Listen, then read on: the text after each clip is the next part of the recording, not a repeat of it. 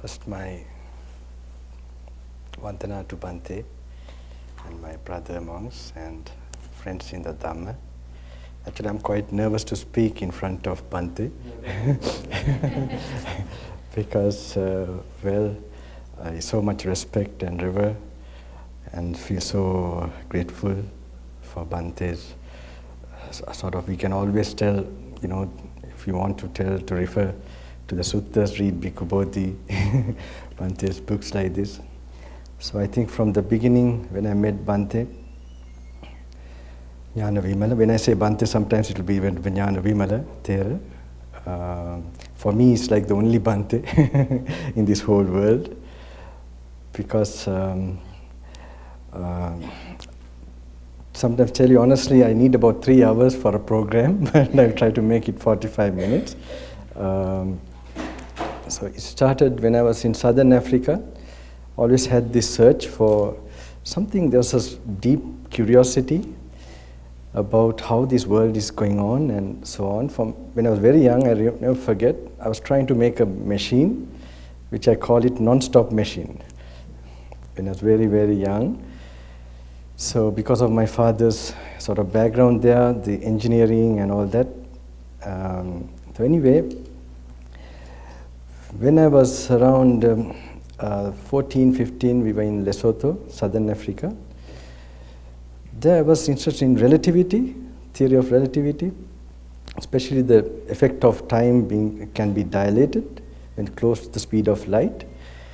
And that suddenly, sort of connected to, I was reading all the books, Bible and this, and there was one particular book about Sakkapanya, the god of in Tavatimsa, in one of the heavens, visiting the Buddha. So it looks like a fairy tale if you just read the sutta alone. But when I had this idea of this understanding, there's this possibility, not a possibility now, it's proven, of course, at relativistic speeds, time could be slowed down. So with that, and there the description of that particular loka, world, as 1,000 years on earth is one day in that particular realm, and such months and so on, this becomes a fact. So with that thinking, I felt a strong, connection, or that these worlds do exist. And at that time, I have not, studied. Sometimes I neglected my studies, just thinking about all these things. It was the IGCSE exam. There, with this, I suddenly I thought, now when you are sort of having this connection to this, connection means you have no doubt about this existence of this world, you're connected actually. So with that, this thing I felt in that particular realm, it's powerful, that there's some power in that particular dimension. And so in the middle of the night, I never forget, I kept the syllabus of English language, English literature papers, and syllabus of these two, an English literature and English language, and I sort of approximated, and old test papers also, the headings of the two essays, the titles of the essays that will come. So it just, like when I felt very connected, I just sort of approximated this particular title will come. And then I told my father, of course I didn't tell what I did in the night, but I told my father to write 2 essays to go to my tutor and write 2 essays under these 2 headings. So he went, and he also didn't question me. My tutor was wondering why I have not studied everything, why focusing on these few things. And what happened, he did write 2 essays, and after 2 days I went for the exam. And in this exam, I never forget, all this, the papers are sealed and everywhere, all over the world they are sitting at one time. And then when I opened the paper, suddenly these 2 headings.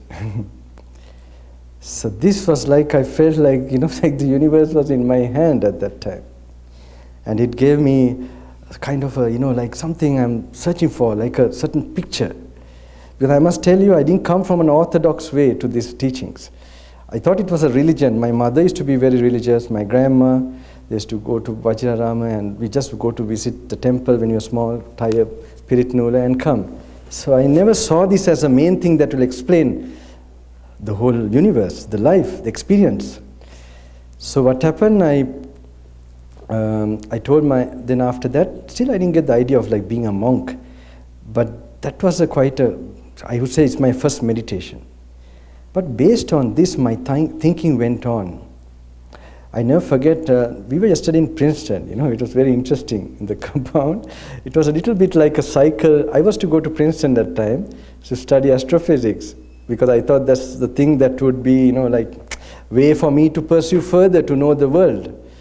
So this nice thing happened to me then. After about 15, 16, I think, then I used to go for walks also. But before that, I had this reasoning. If something goes faster than the speed of light, what will happen? I mean, I heard that mathematically, it should be going back in time. I don't know who studied mathematics, they might know. Those days I had some few of my father's friends who were like mathematicians, and so they were very nice for me, very interesting. I used to put these questions, could go back in time. So when he said back in time, I used to figure out, like when you look at something, say now you remember that particular object or perception, you perceive it, it's a memory. Just like we have gone back in time. So I was reasoning out, as faster you think, as you increase the speed, I would say like you could come to a point where time will stop. So it came to me that time that this meditation, especially say in terms of samadhi also, you go to an infinite area, infinite speed.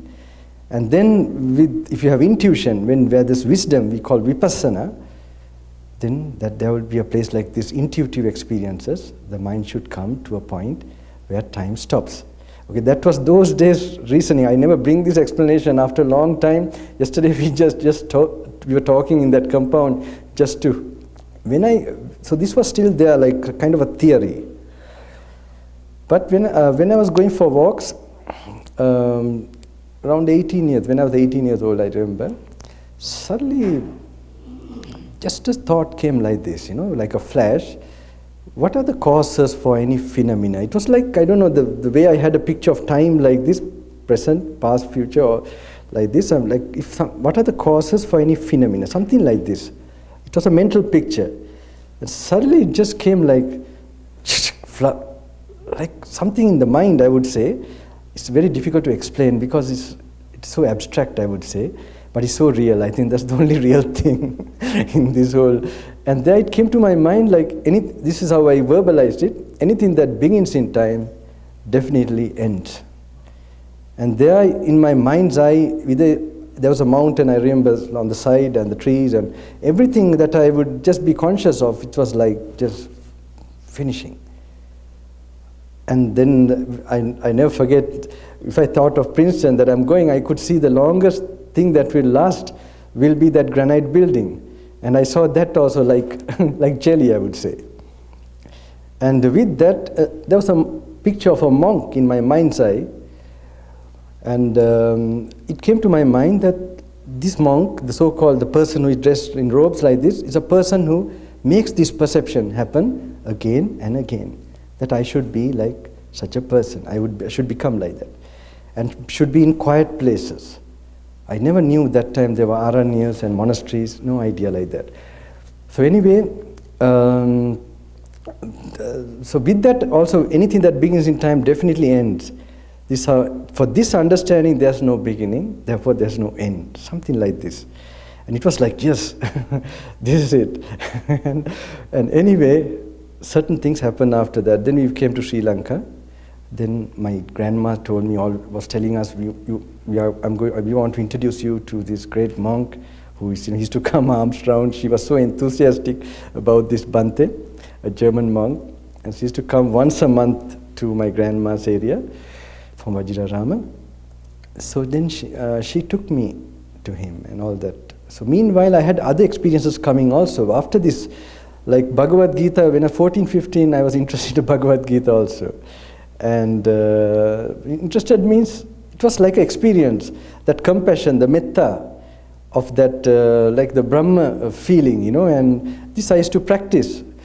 It was more like a practice than visualizing and sort of abiding in that feeling. So this was there a little bit. So this got more strengthened by this experience. But something very much changed in the whole life of my external life also. Before that I used to get very hot-tempered, you know, like especially with my, when I was in Sri Lanka as a young boy, I used to fight at school and so much, not ordinary. I used to feel so restless and get caning and fight a lot at school. But when you went to Lesotho, Southern Africa, it little bit changed. I didn't do all that, but went for sports, all these javelin, cricket, and that time basketball, volleyball. But I used to get angry with close people. I never forget with my father or mother for smallest thing. Now it would be in that age also, 15, 16, 17. But after this 18, I was getting this tranquility into the system. Like, it was like another person. Even my father initially was very worried, really, because it looked so abnormal. Even my aunts, and when I came to Sri Lanka, I used to take my food, you know, like calm like this, in parties, in even a disco I have been to once. They all called me, I used to go. I didn't know I had a choice to say no or yes, so I just go with them. And then to see, but so during the dinners also I happened to take, so my grandma and my mother also she also had the intuitive feeling, no, this is our monk. And even when I go to Vajrarama, some used to tell, maybe he's a monk in the past, you know, because I used to enjoy some experience of peacefulness and detachment, a certain, looking at like the outside things from a distance. So anyway, I met Bhante, and I had no much time. The first meeting, we didn't have a time to sort of, my grandma asked me, please ask whatever you like, son. So I said, okay, I was shy also, but I had a real special meeting with him, like an accident. I was going my bike. I was going to share an invitation with one of my friends to the tooth relic. We had a pass, and I just want to share it. So we were going, I was going around, there's a place called Panadura. So when I was going there, suddenly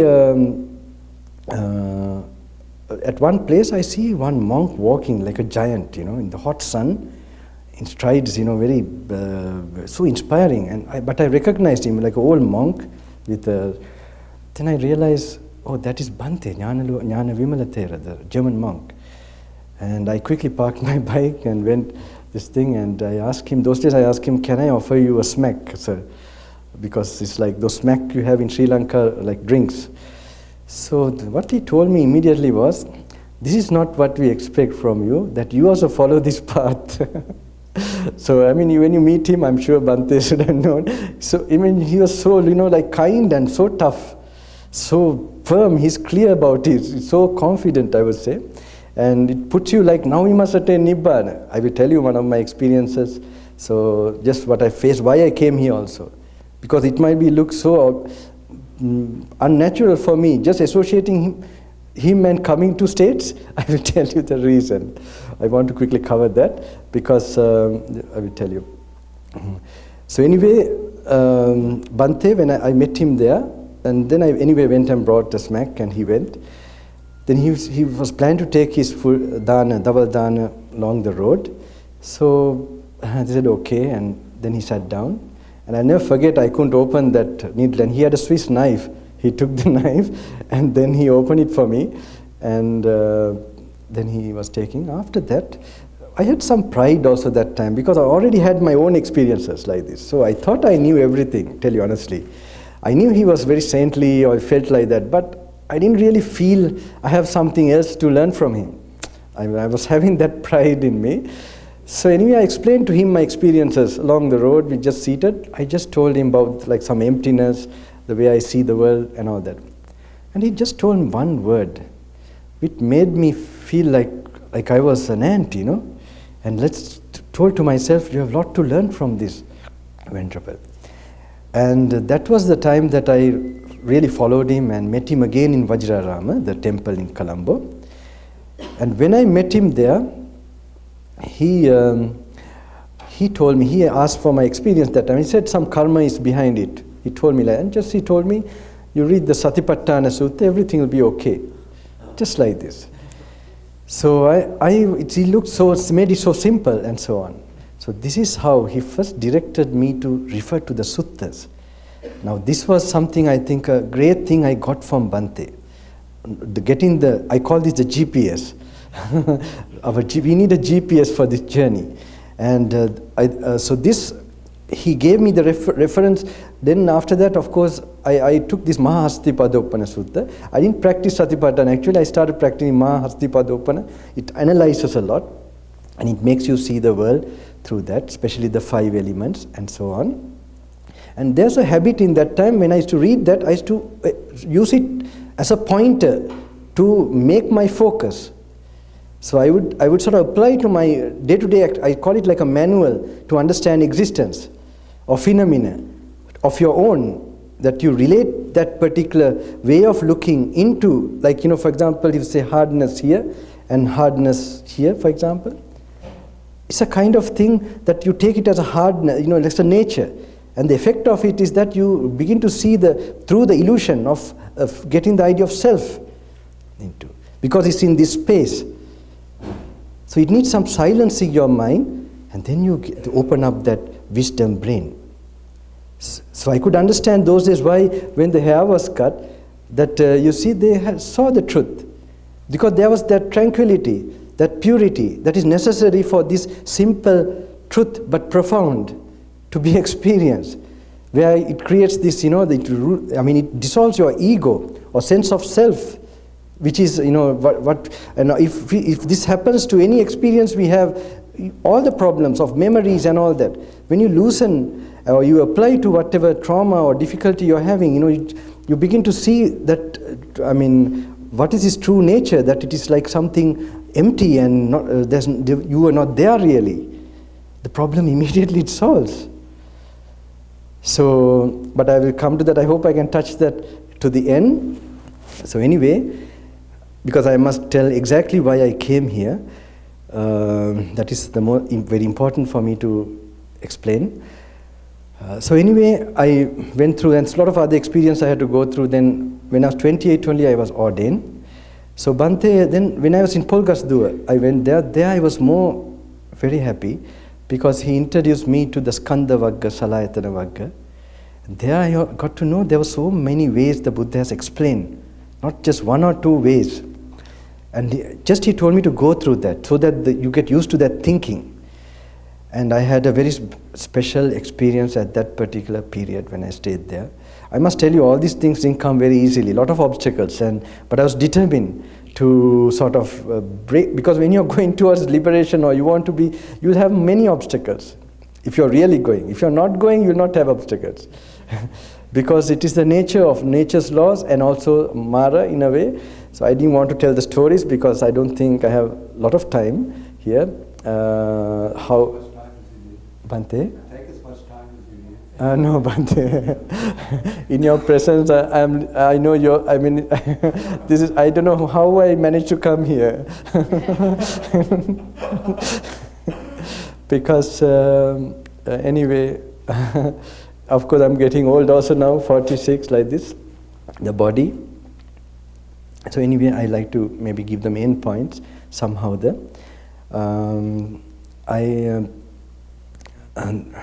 Sometimes I might go into a kind of blackout. You see, I will tell you my experiences, what I have gone through.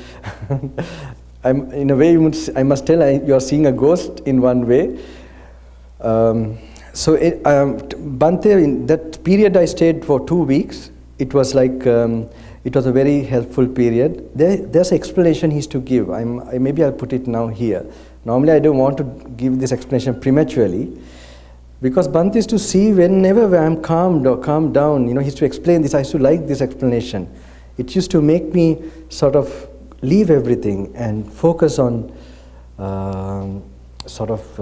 focus on no focusing, I would call it. And it's like, he used to explain sometimes how this consciousness is conditioned, and how it is connected with this anapanasati. For example, say an arahant, where this condition is removed, not there, that he would not rise again. I mean, that there was no rising again of anything. So once I never forget is to like explain it in this way to get some idea. Say for example, a businessman who has been doing a lot of, like business and all that, and then he's, say, observing 5 precepts, and he dies. When he dies, definitely he will get the last minute a certain thought for the consciousness to arise again. We call normally Chutisita and Pratisandhi in the Abhidharma in a way. So that's the condition for him, and he will get a family, Bhante says, who will help who will encourage him to study business, study management or something. And then maybe they have business family also. So that consciousness gets an opportunity to be active in the same type of sankhara he did in the past. So when he goes on doing like that, okay, that's one way. Say for example, now I add another explanation to this. Say for example, someone who has attained, say for example, anagami, and he is attached to, say, samadhi. Now samadhi or feelings of piti and peace is also a state of consciousness. And in that consciousness there is feelings, perceptions and sankhara. So that these are the factors of consciousness. Now, say you completely, now he has no attachment to any lower consciousness from the 5 senses. And say the karma is also finished completely. So he doesn't get distracted by any thought from the 5 senses. So of course he has still karma in the Brahmaloka because he's a never returner, but he goes to some place, stayed still. So that is, now say he's going to the last moment when he's leaving this body, the last function, the breath, when the last thought, he will be distracted by that peace of mind, for example. Okay? And that becomes an object for consciousness to arise. Say for example, an arahat now, because I add that story to Bhante's explanation. Say for an arahat, for example, he has, say, any particular inclination to any object. And no craving is completely extinguished and no karma remaining to this thing. So when the last breath goes, he can keep focus watching the last breath. And when he can keep focus to the last breath, well, and knowing its impermanence also, not attached to it, I think the Arahant is the only one who he would be observing the last function of the kaya, sankhara. And where there's no object to take place, can there be any rebirth? But he should tell me this and say it's deep. Don't take it easily like that. But it connected when this explanation I used to like so much. And later on, when I was in Island Hermitage in Sri Lanka with him, there when he told me to read the Skandha, Salayatana, Vagga and just go through that. And that time I had a connection of what he told, how this, like removing all craving for this Rupa, Vedana, Sanya, Sankhara, Vijnana. That's the focus or the conditioning, because the consciousness, the factors, you're completely removing that particular condition for it to go on. So I don't know why I explained this so fast, maybe because of Bhante is here. I really don't know, because I don't want to bring it out. But the thing is, normally in my discourses, I try to touch what is in the modern day blocking this experience. No point talking, for me it's not, I want to make it practical. So I talk about the internet and the Indriya Sangara, a lot of things that work with the internet and in the modern times, which will help, sort of block you to really come to, and when you're driving the Iriyapati, how to bring it where you don't feel stress in your day-to-day. So I will come to that, but I will tell you why I came here. After that I must come to that. The main reason was, then I was going to Himalayas. 28 I became monk, then with Bhante I was staying also another few more years. And then when he was really when he passed away, I was in Himalayas, Ladakh, observing Vasa, and I had a feeling I would not meet him. That was like the last, and there was another gentleman who was looking after. So anyway, I've been going to the Indian side of Himalayas, but I started to go to Kailash Manasarovar in 2009, like every year. But in Sri Lanka also, I was going from 2004, Bhante was living from forest to forest. He started from, what was this place? Ampara side, Kudumbigala, all these places like Bhante used to do, walking on Charika. I know it's a very, it's another type of life completely. I see that I have some feeling would have been in the past in this type of practice together, because I also feel like fish, in the water, with this kind of practice. So he also told he used to explain a lot about being confined or attached to, or not attached in a way to monastery or pupils, or whoever knows, he was very strict about removing any kind of, and also he used to tell you have to go through a lot of suffering in Charika, but then only you know the suffering of the sensual world. Then you get the urge to come out of it. So I went from while he was living actually 2004. From forest to forest, and then I had some experiences where the practice of skandha helped me. Now I'm cutting short the story quickly, where I was with lot of poison leaves and so on, all pain. I will tell that part. It might help you all. I must tell that. It was through. It's called Laggal area. It's like very nice jungle area. I was trying to cut across to like a shortcut to Kandy, but. I met last, there's a forest monk called Gnanaloka Bhante, and he's a very great monk too. He's a scholar as well like an ascetic. Recently the Vasa period I happened to be, it was very funny karma, we happened to be in the same place observing Vasa. And I just found he has in memory all the suttas. And he would explain, it's like in the time of the Buddha, no interpretation, no tika atua. And I wish some thought came, if I had more time, I wish I could have learned, from Bhante. Even Bhante Gnanaloka, he had in memory, certain suttas, but he had a sort of a sequence to bringing you to an experience. Because it was very much, I think he was very much connect this thing with experiencing it with his whole heart. He told me I didn't build anything, I put all my energy to realize this particular truth. Once he told me like this. And so anyway, if I stop speaking, suddenly I get into like blank. Okay. So Bhante,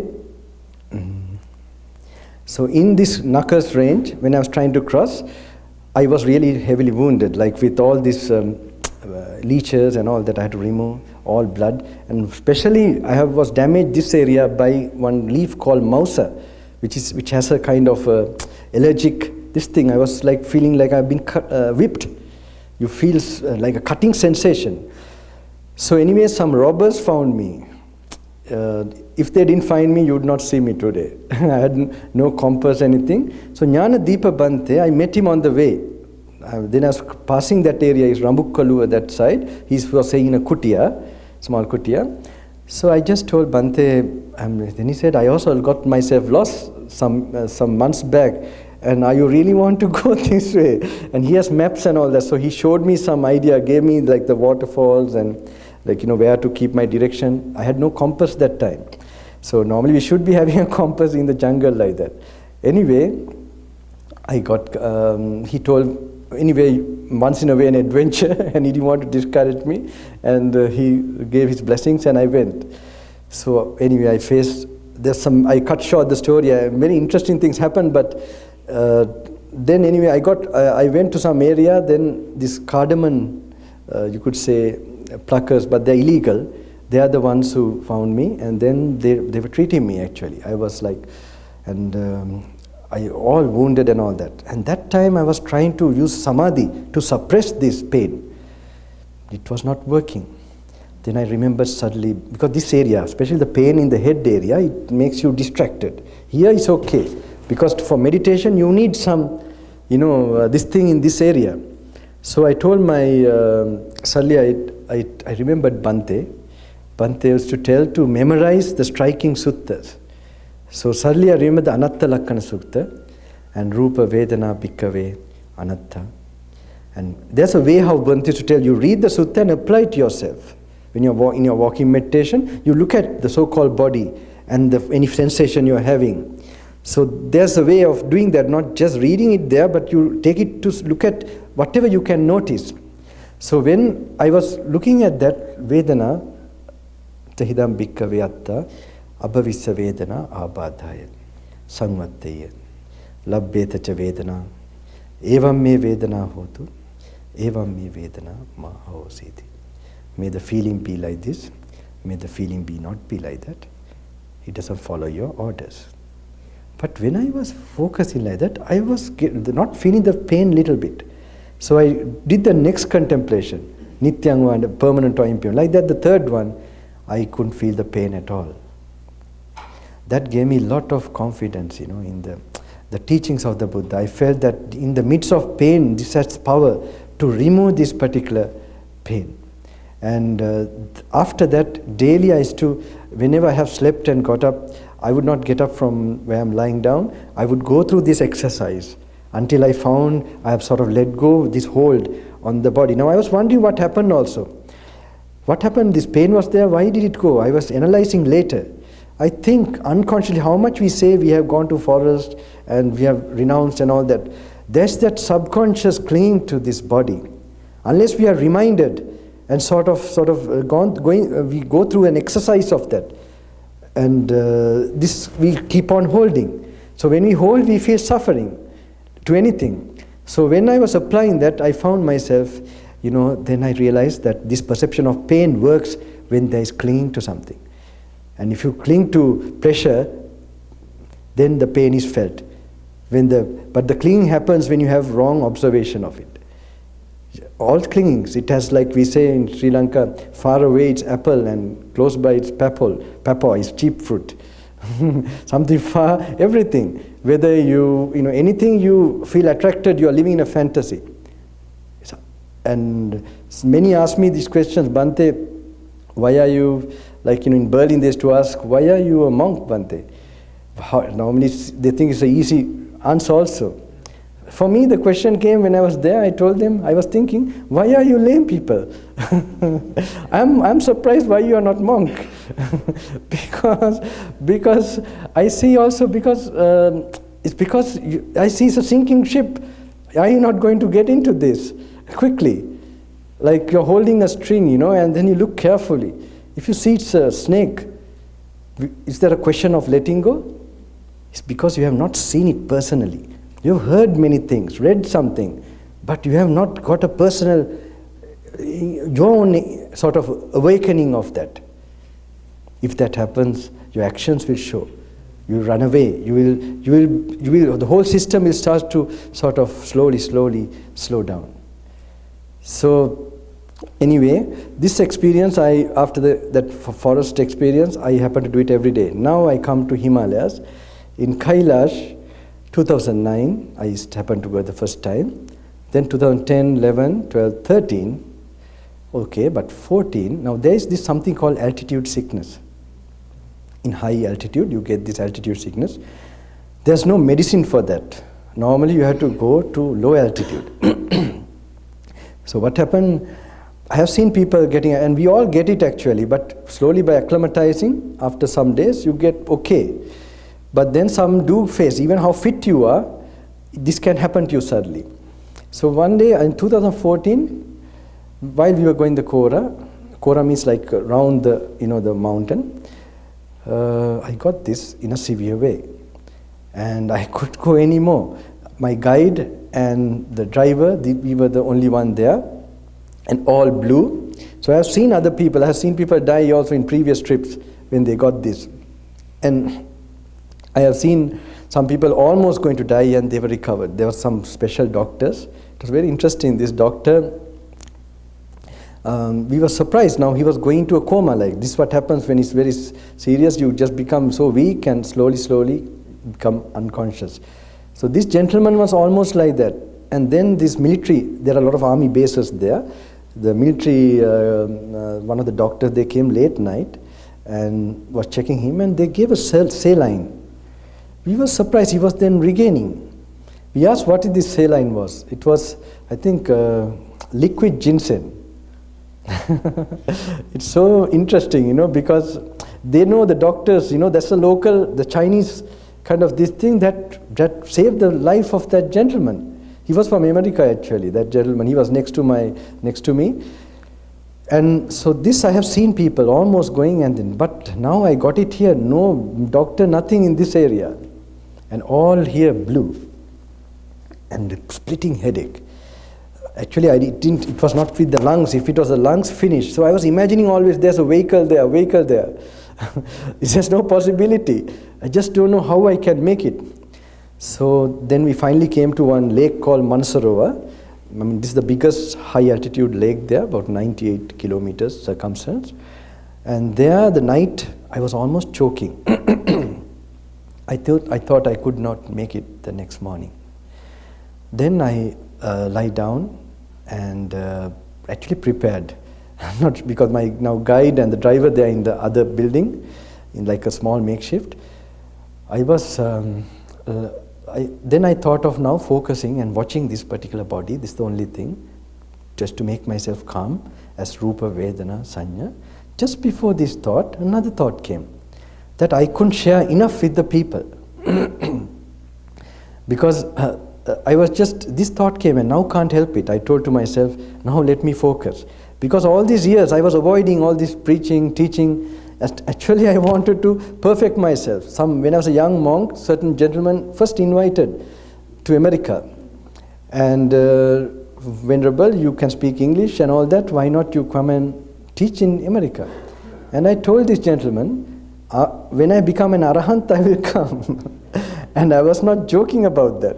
I don't want to name the word Arahant because in Sri Lanka, this is not the title. I'm telling, when I look into myself, that I must find myself no anger, no greed, and no ego. And if I'm having it constantly, I feel quite happy. I will not name it still.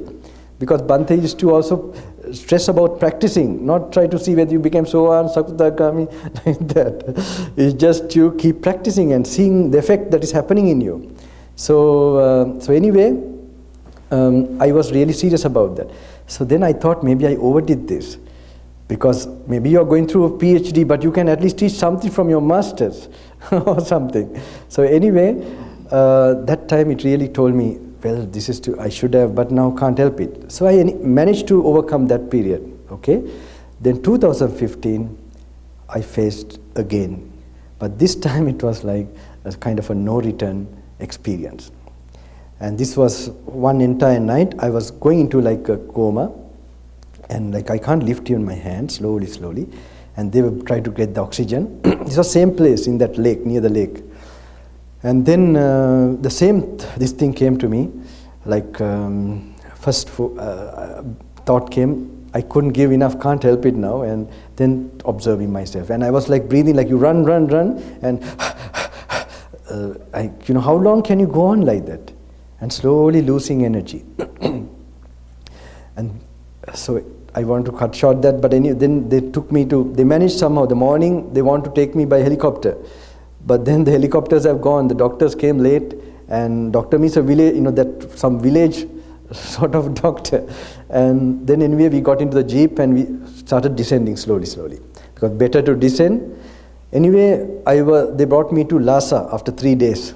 So many times I was like choking it was affected the whole brain.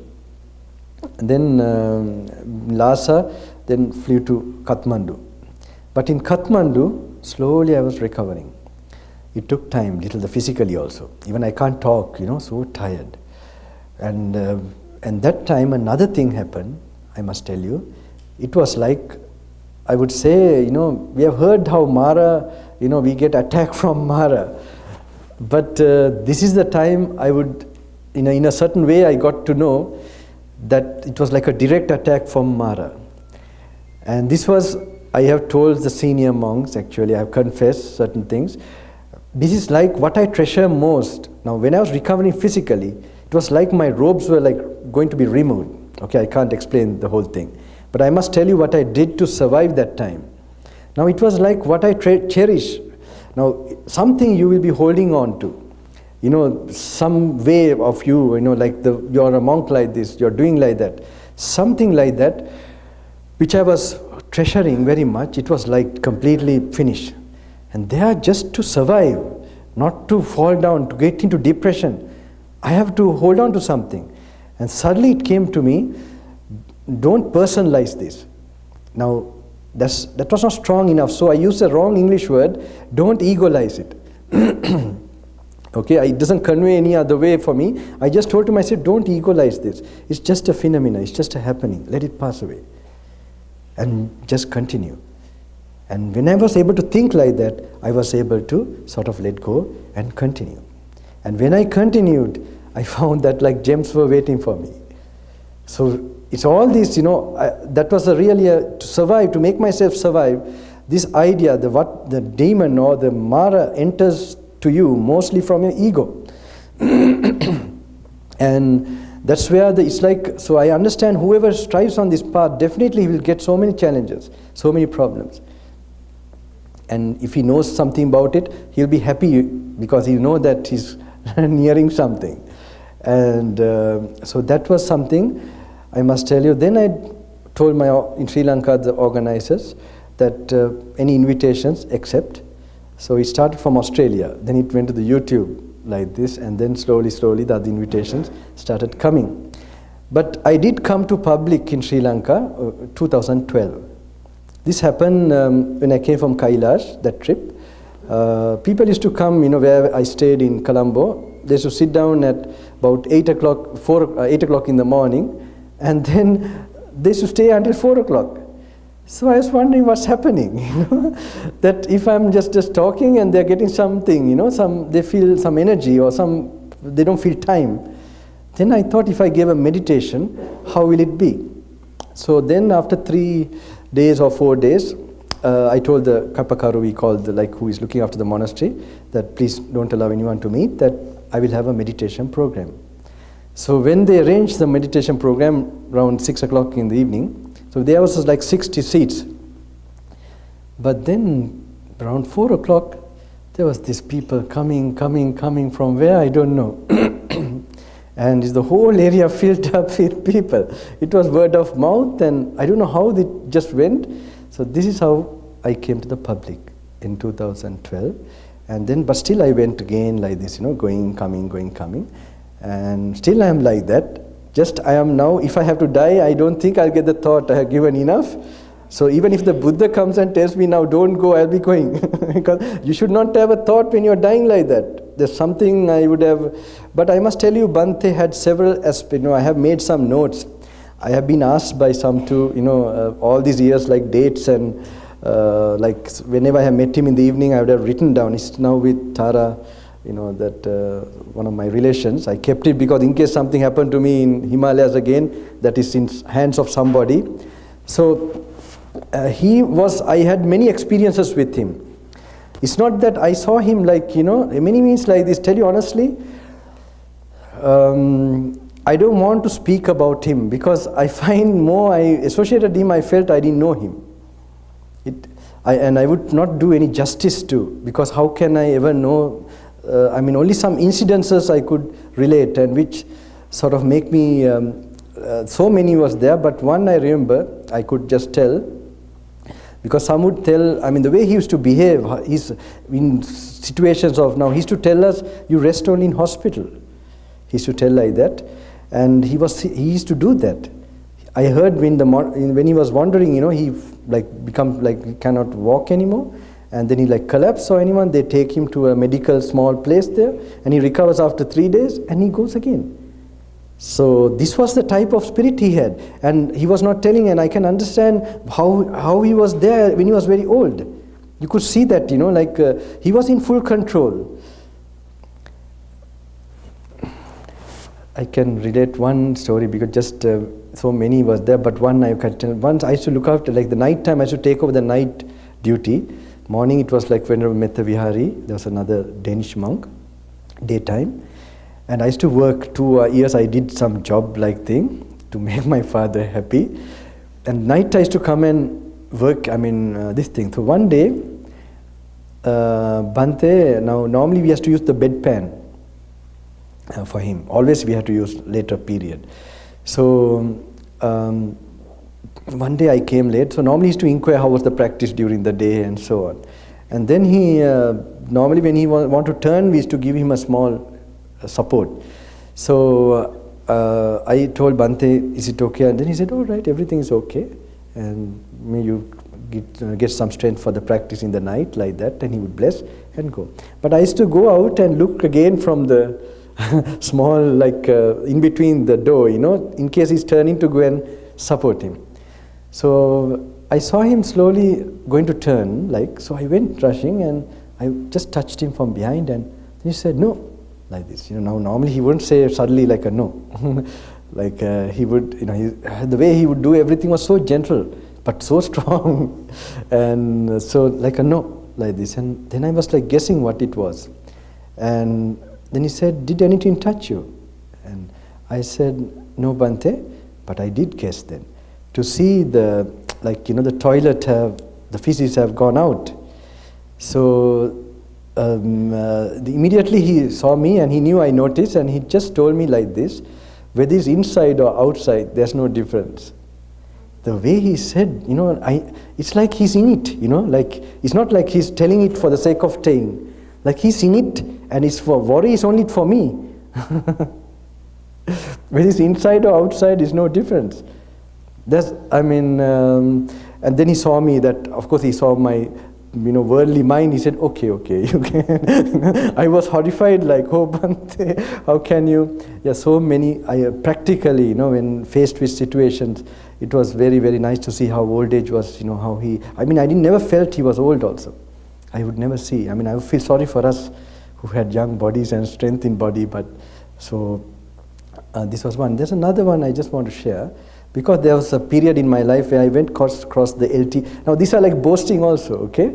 But I must tell you, many of the people, some of them tell Bante, most of the monks, they would explain a sutta, and they will explain the sutta to, I said yes, but I will do some small exercise to the end, maybe after the Q session, how reading the sutta and just little bit practicing, and how to do it, like how I am doing it in a way.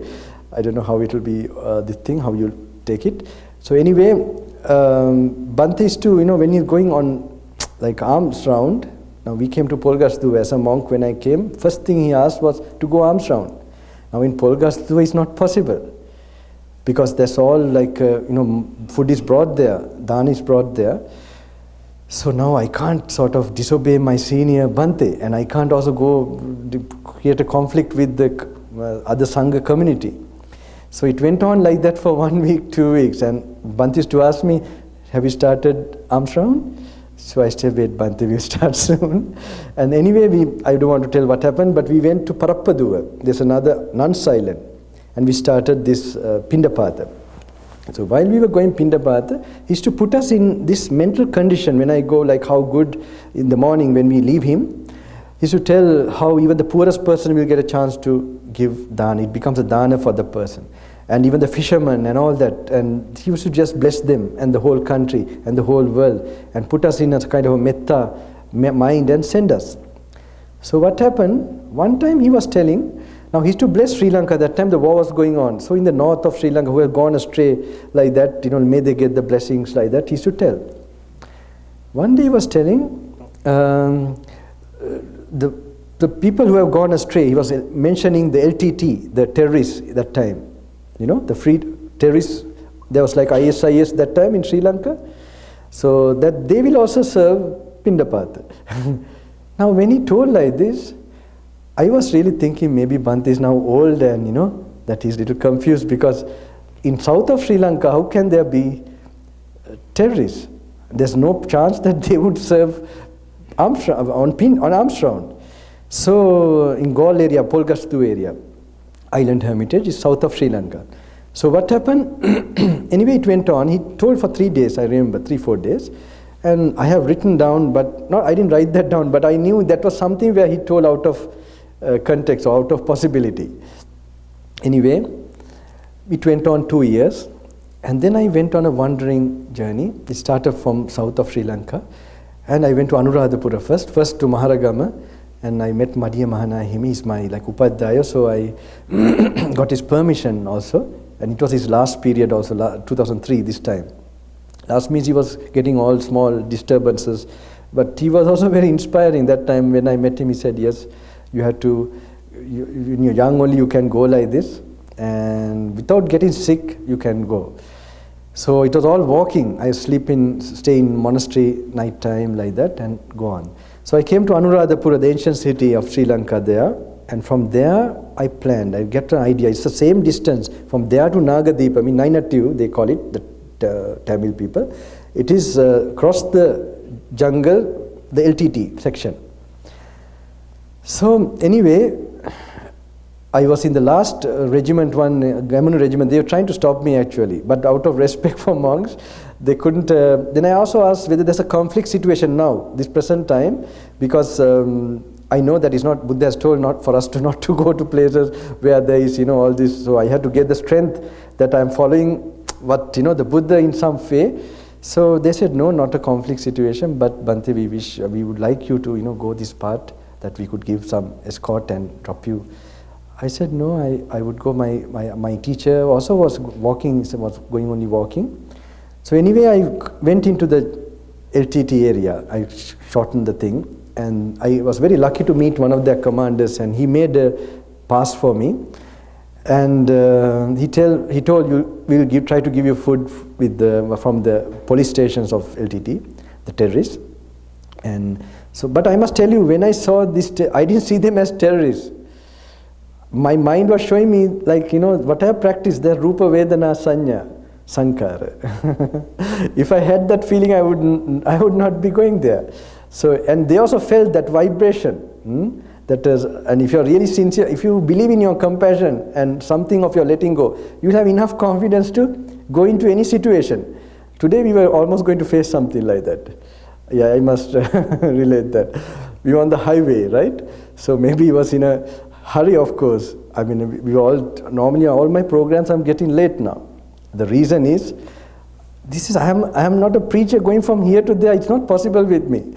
I had to keep my practice going, and so I don't mind because I just have to keep my practice and then touch with that, because whatever I'm giving, whatever I have practiced, I have to give only. So now we were going just now. Like he couldn't. It was so fast, and suddenly the front they were stopping. And this was, he was skinny. If you really apply, it will be another accident.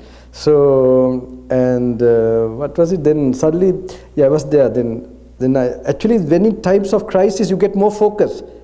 You normally go into the kind of presence of that moment, and then you just go into the letting go of things.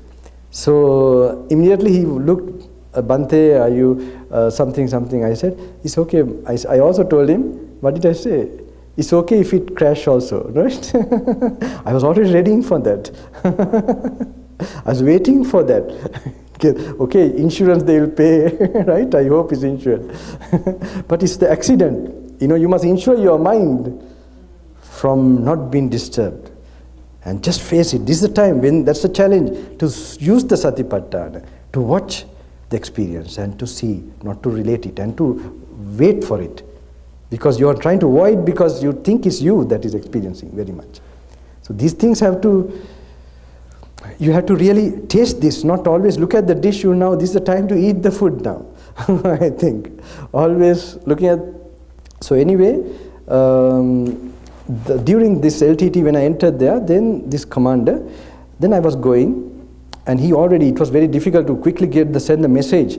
There was someone, I remember he was telling in their language, Tamil language, something, about the bhikshu coming, something, to the central communication, this thing. And last moment also he told, can I put you into this vehicle, please go along the road or something. I said, it's okay, this is the way I want to go, and I was going. And then I came to the checkpoint, the first checkpoint. In that first checkpoint, they took me inside.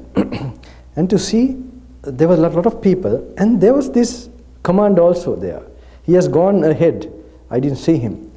And then he told me to sit down, and he told, these are reporters. Can you please tell what is your, what's the purpose you're going this, and what is this, what is really behind this? And explain. Then I told him, I'm doing this for my heart. I don't want this to be publicized. So he appreciated that. He knew it was not for some propaganda or something, you know, there was some, that it was just a simple act of going among. So anyway, he told those people, don't trouble this monk, don't trouble him. And then I heard him telling something, vade, vade. You know, vade, they have the Indian food. I don't know whether you know, the South Indian food. They call, so he told something like this, vade, vade, something I heard. So someone went and brought some vade something, this food, and he was about to put this food into he was going to give it to me. So I had my bowl and I got up and I opened my bowl, begging bowl, and these are military people. I remember he removed his cap and put this into the bowl.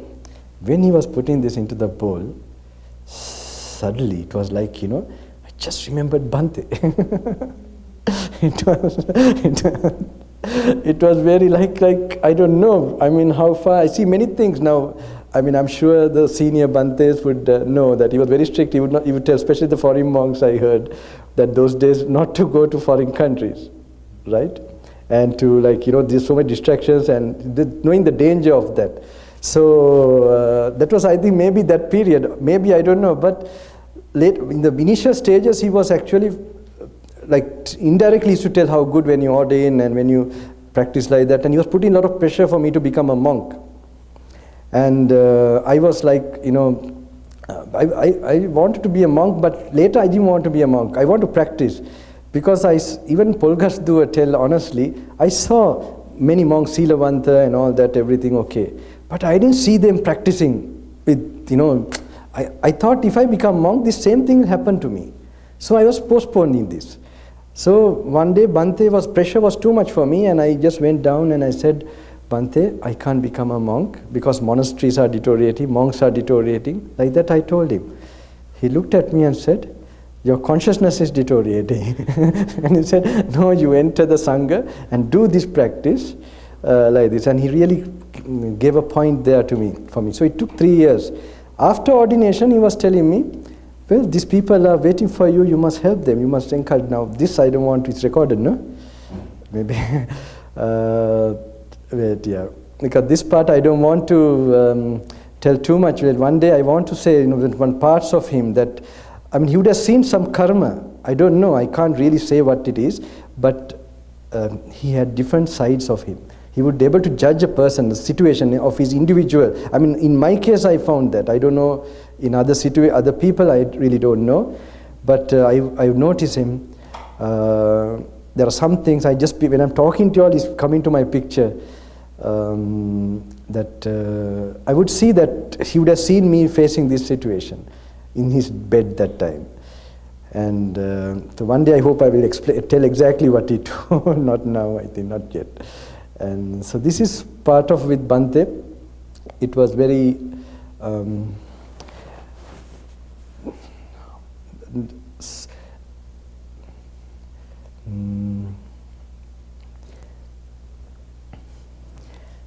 I don't know, maybe Bhante, we can go for a question and then I could explain something from that. Is it okay? So yeah, I'd like to ask, maybe something you'd like to ask, and then maybe I would go from that.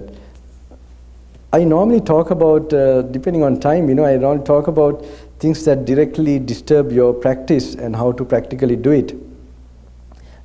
Shall I go through that? What's the time and how long have we spent already? You just take whatever time you need. Yeah, we can last until 4 o'clock. And so if we want to start the question and answer, please raise your hand, and then when Bhante points out to you, I will hand you the microphone, and then you speak through the microphone so everybody will hear your question clearly. I will quickly go through some of the things. I want to just give some things quickly, okay? Because it might be helpful. This is something I never expected to tell as a monk, you know, but when I came, I don't know, I really saw that it was very helpful for the modern people. These are like happening in our lives, so I hope I should share with you all, being a new crowd. I normally explain, like, for example, in your life, suddenly there are situations where you put yourself into mud and then washing. You put to mud and washing, okay? This happens in our lives. When I say mud, is like you do certain things which are hidden. That say in the toilet or any other place where you don't want anyone to know. maybe with your computer, okay? Whenever you are doing such a thing, what is it? It's normally the greed, hate and delusion, some strong emotions that you are activating to a certain pitch, right? You're not meditating, very rarely. Meditation is okay, you do hidden, another thing. But any other thing with defilements, when it is happening, when you're doing it, suddenly, okay, you come for programs like this also, and go for religious things. This happens, both sides. When you notice some things like that are happening in you, you must know it is opening a certain pitch of your emotions. Corresponding to that raga, dosa, moha, greed, hate and delusion, there are certain dimensions you open up. Corresponding to that, there's lower dimensions, okay? There are beings in those lower dimensions, they enter your system. When they enter that system, it gives a driving force for you to do sinful things. Okay, sinful means which is negative, which you don't want anyone to know, right? So this is just to give you an idea of this mechanism. So when you know that there are two things we use to do these things. One is wrong view, and the other one is these driving forces. Wrong view is like, say we take a beer or we take some alcohol. We would justify it. To enjoy sin, we have to, if you think it's damaging or dangerous to us, we can't enjoy that. So we have to use some idea that this is not too much dangerous, it's just going to have benefit also. Maybe you might think, my cholesterol level will go down with the whiskey or something. Okay, someone tells like that, and you stick to that idea to do these things. Now when you know that like this negative thing, when you notice in your life, suddenly you want to go to nightclub or something where you just want to, you should know, you will know after I say this, that there are some forces that are has entered your system. So when this happens, you put yourself into mud, and then you come for programs like this and washing like this kind of thing. Now when this is known like this to you, when next day the temptation comes, you feel, I must avoid this. Maybe the friend who comes, maybe will not open the door. You check who he is and then keep away. Second day, third day, you keep away. Then those nourishment to those beings, they don't get it. And those dimensions start to close up. Like your holes in your character gets patched up. So this is one way that you slowly keep away from this thing, but you must know graphically whenever because people who really want to strive, they have these problems. Okay? Now anything that is exciting is, you can see the brain function. That's very interesting. With the MRI scan, anything which suddenly makes you excited, dopamine is released. Right? The addiction that comes is to this dopamine. So whenever that is put out, so this is happening in so many ways in our modern world. It doesn't mean that, some things you do, they put you into jail or somewhere. No, they don't do that. But it robs your peace of mind and it creates tremendous stress. Okay? So, so when you know like this, you keep away from certain things for some days, then there's time for the brain to get repaired.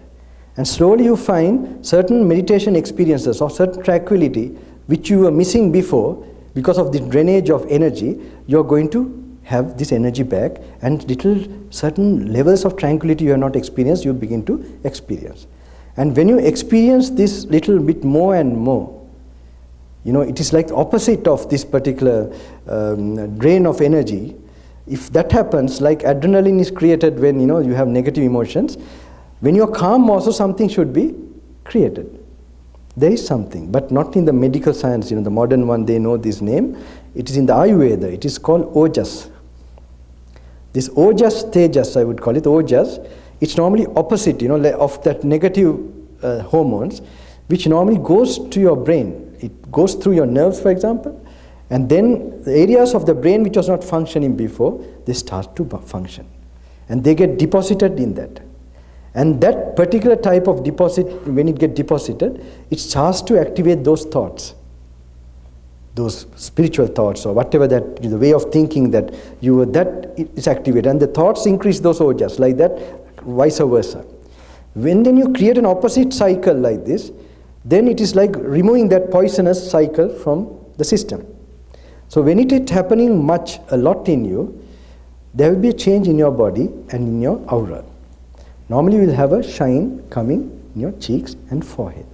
So I normally tell, don't lose that shine. So this is very important, like don't lose that particular shine. So after that, maybe you don't have to apply what you call here, you have like Nivea, right? Nivea? You don't need to apply Nivea or anything. You'll have the charm, you'll look beautiful. Your personality will be formed. So the other way, you think you have a bath and everything and come, you're okay, it's not possible, my friends.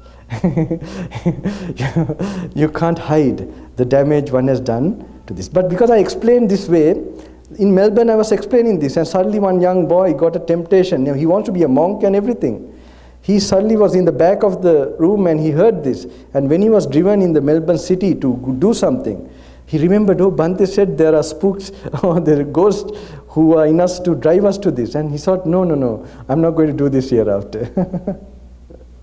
So actually I explained this way not to imagine everywhere there are ghosts, so that you will notice, in case you are doing something negative, that this is true. Now when I was being dropped in India, to the airport, there was this, when they were dropping me, one of the drivers, I thought I should share something with him.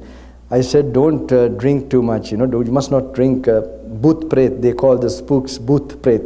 Bhut pret will enter your body. They like the smell of alcohol. I told him like that. Then he said, no, Swamiji. They call me Swamiji there. No, I don't drink. But once a month I drink beer, one beer, he said. Then I said, I think you have a baby bhut pret, baby ghost.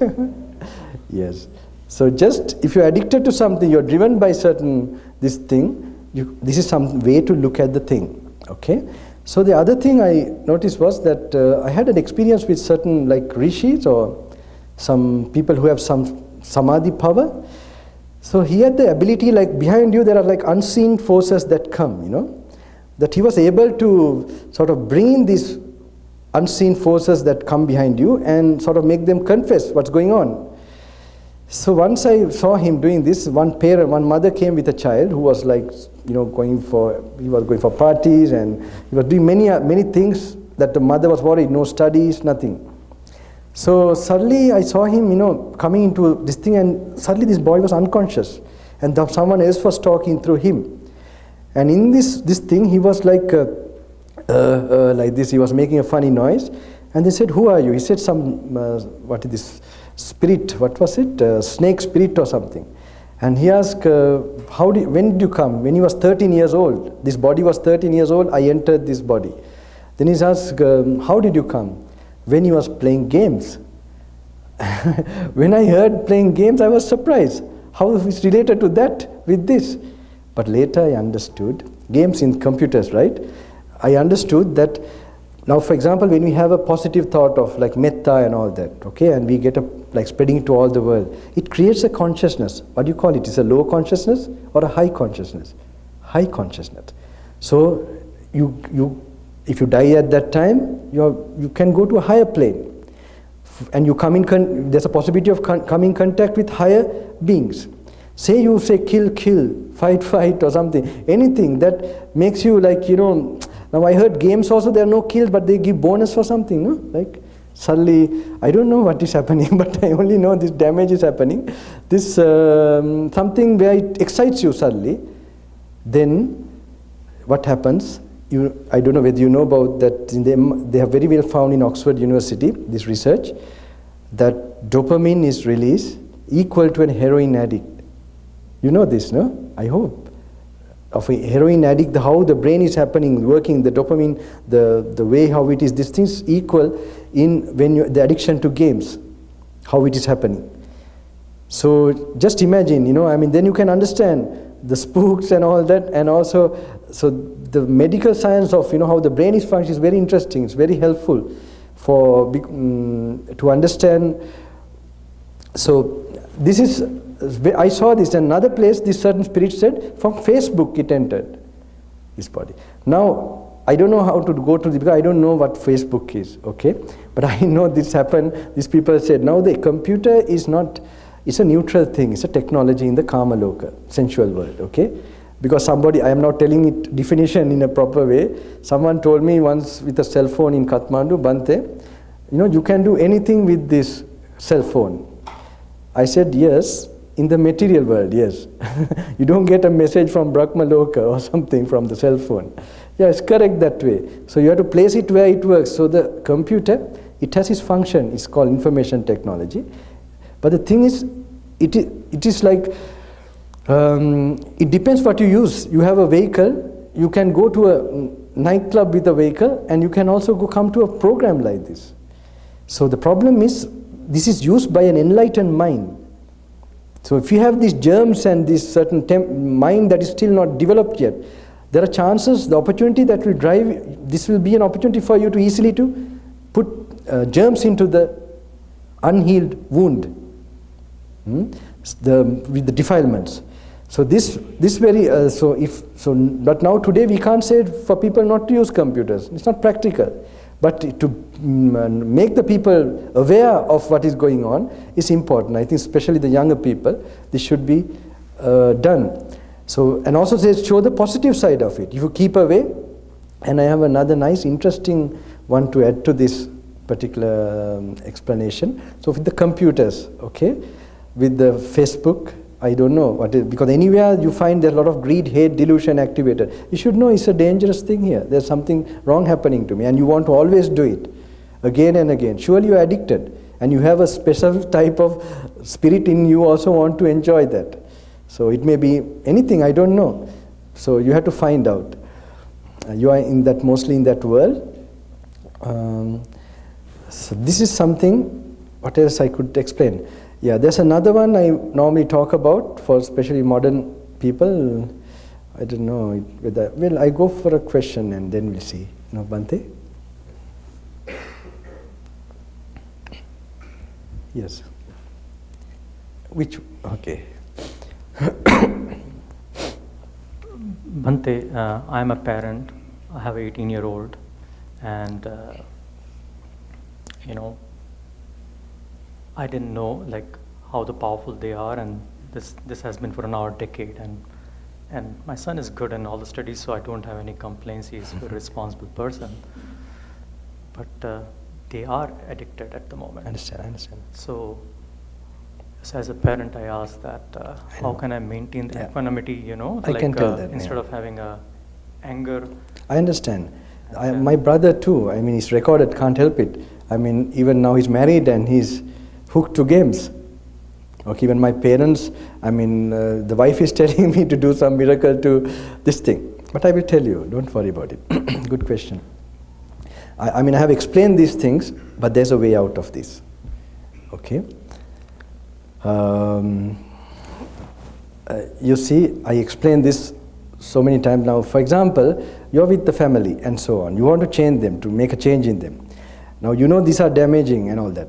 But in the flight normally, when you go, like the attendant, they explain about the oxygen, how to be used. What do they say who have kids? First put the oxygen to you and then make sure you give the oxygen to the child. So there's something like this. If you save yourself from this, when you're making one by one changes in your life, otherwise, if you don't make a change, there's no force, you can't do anything. You worry about it also, and also it is going to be solved. I know parents who have drug addicts, children, they are not coming. Now, that mother I know very well. So what she did was, what can she do? She took the 8 precepts. She practiced herself and sort of focused. Then what happened? The child, after 1 day, 2 days, 7th day, the child is coming. Where's mama? Where's mama? Where's mama? Now, I also tell another one, okay? Now, I'm telling for monks as well as for you now how we are going to make an impact on the people. So once in Sri Lanka, they used to ask me, Bante, there are so many teachings in Sri Lanka, people preaching here, there, but nobody's changing.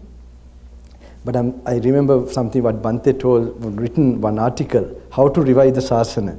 That was a very nice point, how to revive meditation.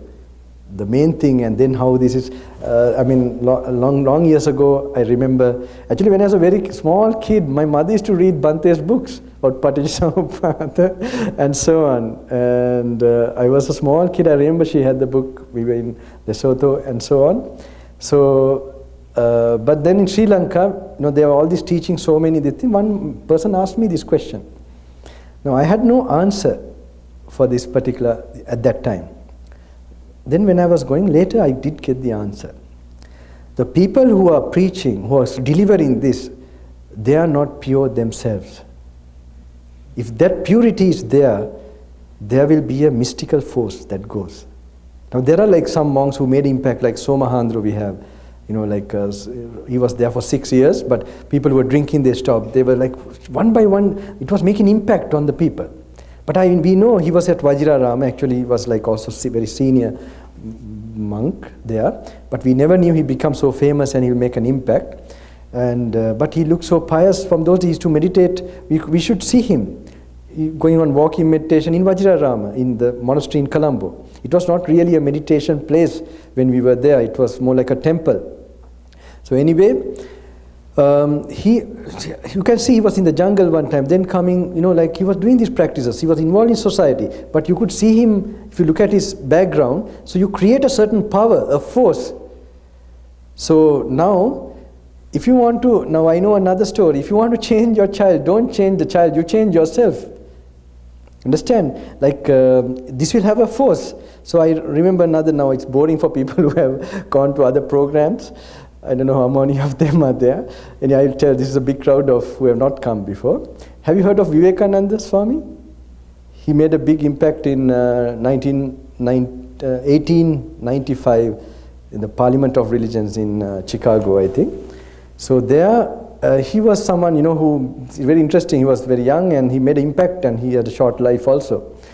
So once I heard one story where someone, one mother brought the child because he was addicted to sugar and sweets and he was a little fat and he wanted the Swami to do something. He said, Swamiji, can you give him some advice so he can overcome his habit of sugar eating and like this? Can you give him a mantra? So the Swamiji told, after 10 days you come, okay? And then, so the mother came after 10 days. And the Swamiji looked at the boy and said, son, hereafter don't eat any sugar, don't take any sweets. And then the mother looked, where's the mantra? He said, Swamiji, what about the mantra? He said, no mantra, this instruction I tell him.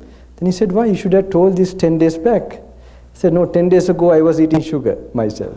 Last 10 days I stopped eating sugar. So this is very important.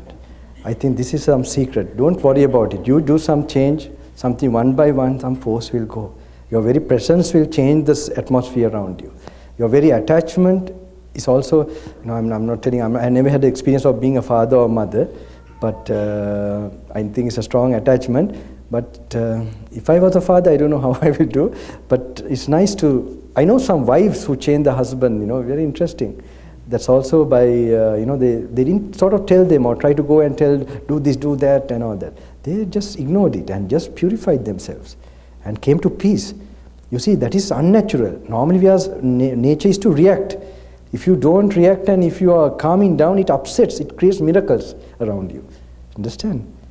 So I hope that is answer, okay? I'm not used to giving short answers, so this be.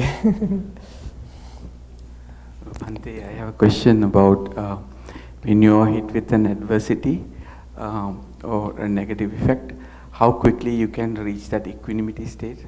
What is the technique to receive that, get to that equanimity state so that you will not be affected? Like if you're faced with a challenge, you mean? Yes.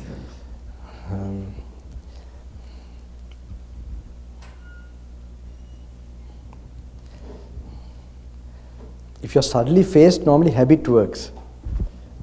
So it's better, I always tell, prevention is better than cure. Better have a daily practice. Daily practice of feeling the moment and so on. Okay? Where always that habit will work. So when you're driving the car, when you're doing all these things. Now I was a good driving instructor in England, UK, because many of them, while I'm going the vehicle, that's a chance for them. Like they feel now here is only one person very much in this state. He's taking me, but they are of course only one trip. They drop, another person takes over. So some of them, they just want to. They're also very interested in the Dhamma. They have been practicing long time, so they just want to get something quickly. So they start talking.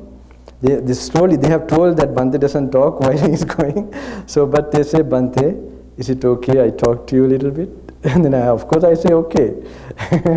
and then they used to get into a conversation, ask this or that, so on. So one day he asked, then one person I noticed that he was asking, then he wanted to know how to practice while doing the work. So I couldn't give him, then I thought I should always explaining not right. I will demonstrate right now.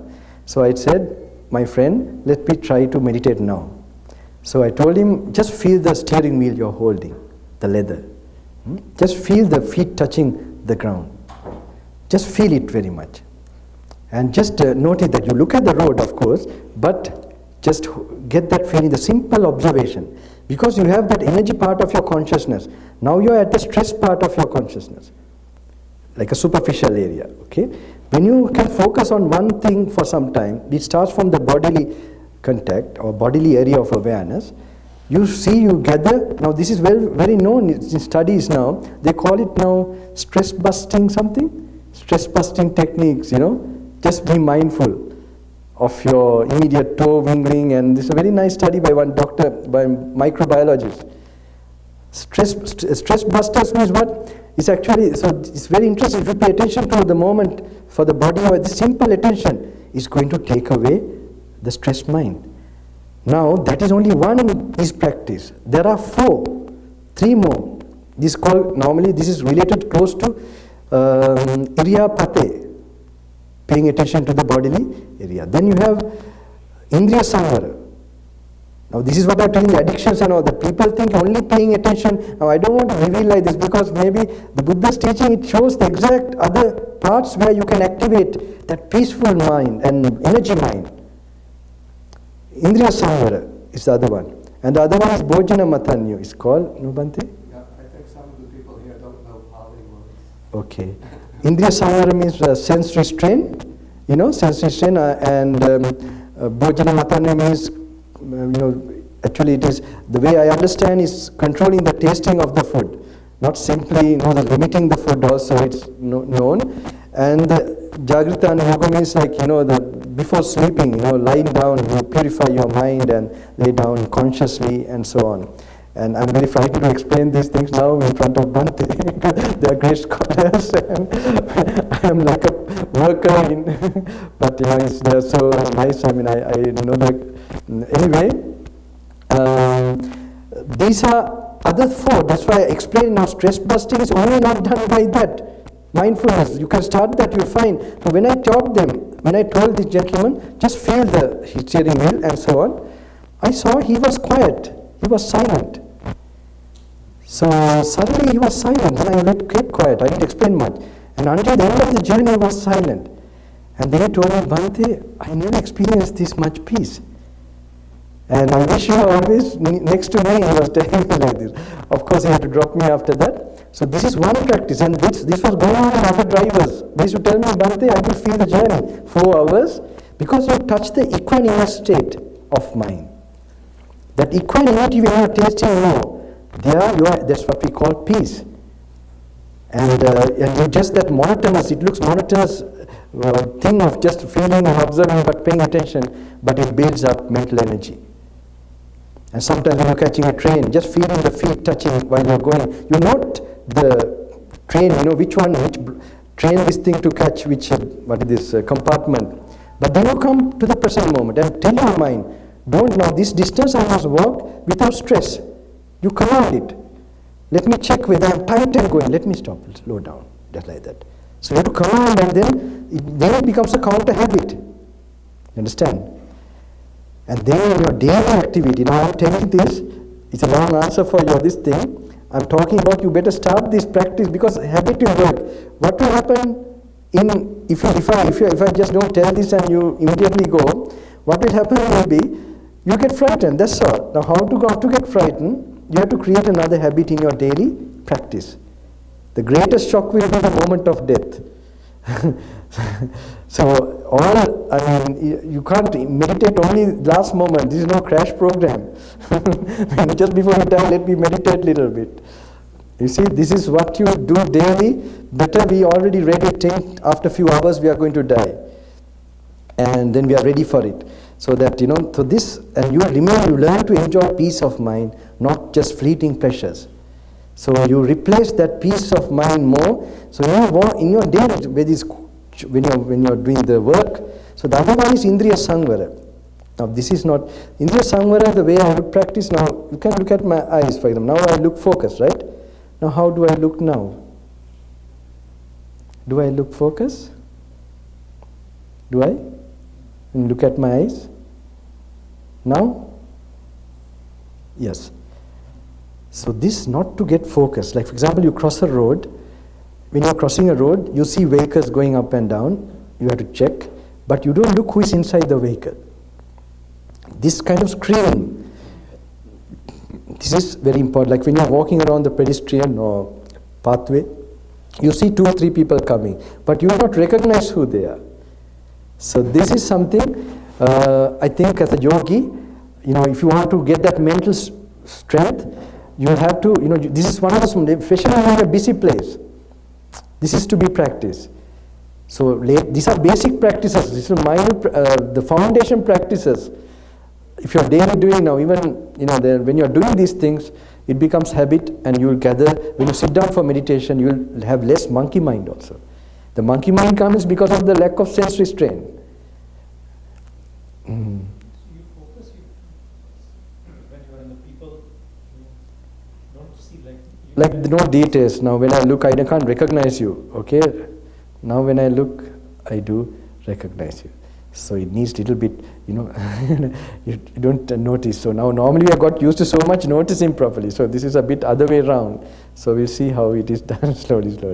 These are Ganaka Muggana, these are suttas are there in the middle and discourse. But, the modern day they are appreciating more about mindfulness only. But there are other, because lack of samadhi, having so many thoughts only causes stress and all that. So mindfulness is one only. You have other iriyapat, so they are all interrelated also. To be sense restrained, you need mindfulness there also. The mindfulness cannot be isolated and taken out. So these are operating in all other activities also. So if you're not practicing, you get to know they are interrelated, but there's other parts, sense restraint. These addictions, if you're a lay person, these are all draining the energy. So, and we have 2 parts of our brain, the reptilian brain and the special brain that we think and analyze. So normally we must check, very interesting, when we take when you look at a food or anything, the reptilian brain is working. And the very, so I don't think when we have to have that thought, and if we die, where will we go? When you have an animal, if you think of rebirth, if you have any idea about it, do you all do they have idea of rebirth? And so if otherwise a good book will be Edgar Cayce, Many Mansions, it's very interesting. But say, so very, you can see what state you can be if you are at a peaceful state, then the special brain is working. You think and analyze and the meditation is done. There's another interesting point about that, but another question. Now, I've told you, if you prepare yourself like this, practice is better now, so you can start today itself. And you will see, if you're cool most of the time, coolness will come there. But I have another quick crash program things also. Okay?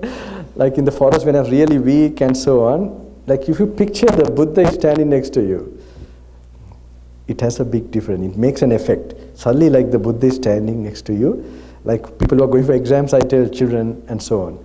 Like sometimes in the jungle when I was unmindful means I had to go do physical, lot of going. And there, when I thought of him, but through the Dhamma also I thought now these robes are from him. The rules are, when I'm practicing, he's there in the rules. And when I'm following that. Look, you can look like this. If the Buddha is there next to you, say for example you, somewhere you want to, say you're faced with the insurance people, okay? And you are trying to get a claim. And maybe you want to lie to claim something. I don't know how far this is happening here. And you have to tell something which is not really true, otherwise they will not give you your this thing. Say, while you are going to say that, if Buddha was standing next to you, how will you do? You will give up all that material interest and want to inspire him, right? Make him. So when you are practicing, in other words, Buddha is there. When you are not, that means you must have faith. You are not going against your conscience.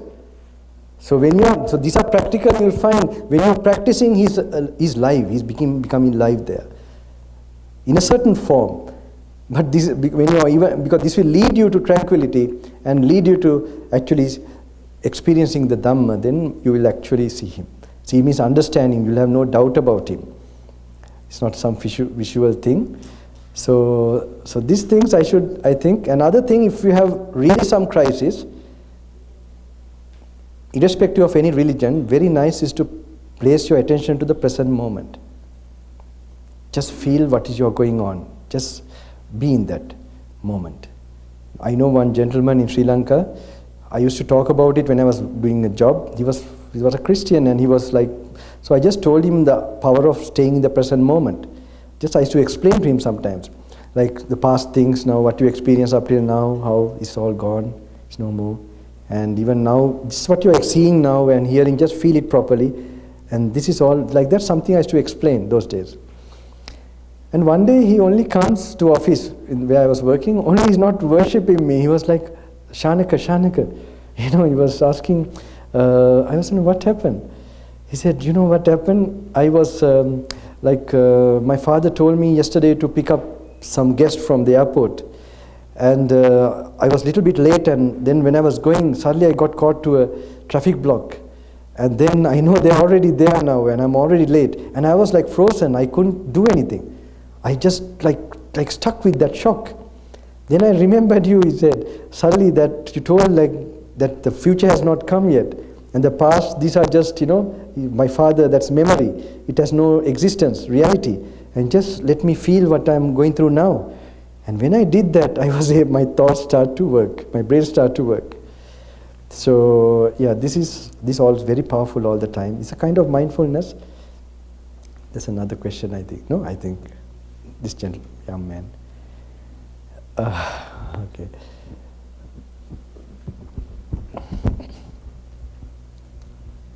Hello, Bante. First of all, as someone who was previously, when I was young, addicted to video games, I think what you said about if you want to change your child, first change yourself was very accurate. I want to ask actually two questions, if I may. First, as someone coming from an atheist family and who was very skeptical for Buddhism as well, I want to ask, how do you or would you approach someone when you see someone having addictions? We can give an example of video games. How do you or would you approach them? Do you even mention about Buddhism, or do you give any recommendations to them, or don't do anything actively? At least if they believe in science, for example, dopamine and all that, is not with any religion. Okay, it's a factual finding. So that is also helpful in that approach, from giving that scientific this thing. But sometimes you're very free from being free from addiction. You may not even explain. You will create a certain energy that part of their brain and that system in them might be affected in the positive way. You understand? And the other thing is, you must see why you have the desire to change these people. You want to help this person. If you have a personal interest, that means you have an attachment to this person. So better one remove your attachment or personal interest to help someone also. You get it? There you will generate more energy, certain special power. Detachment has always some power. Why? You are addicted to illusion still, feeling this person is real. Like you don't have still understanding of consciousness. Right? So when you are in the idea of that this is like a person I'm meeting and I am there, he's there, you're still in another level of addiction.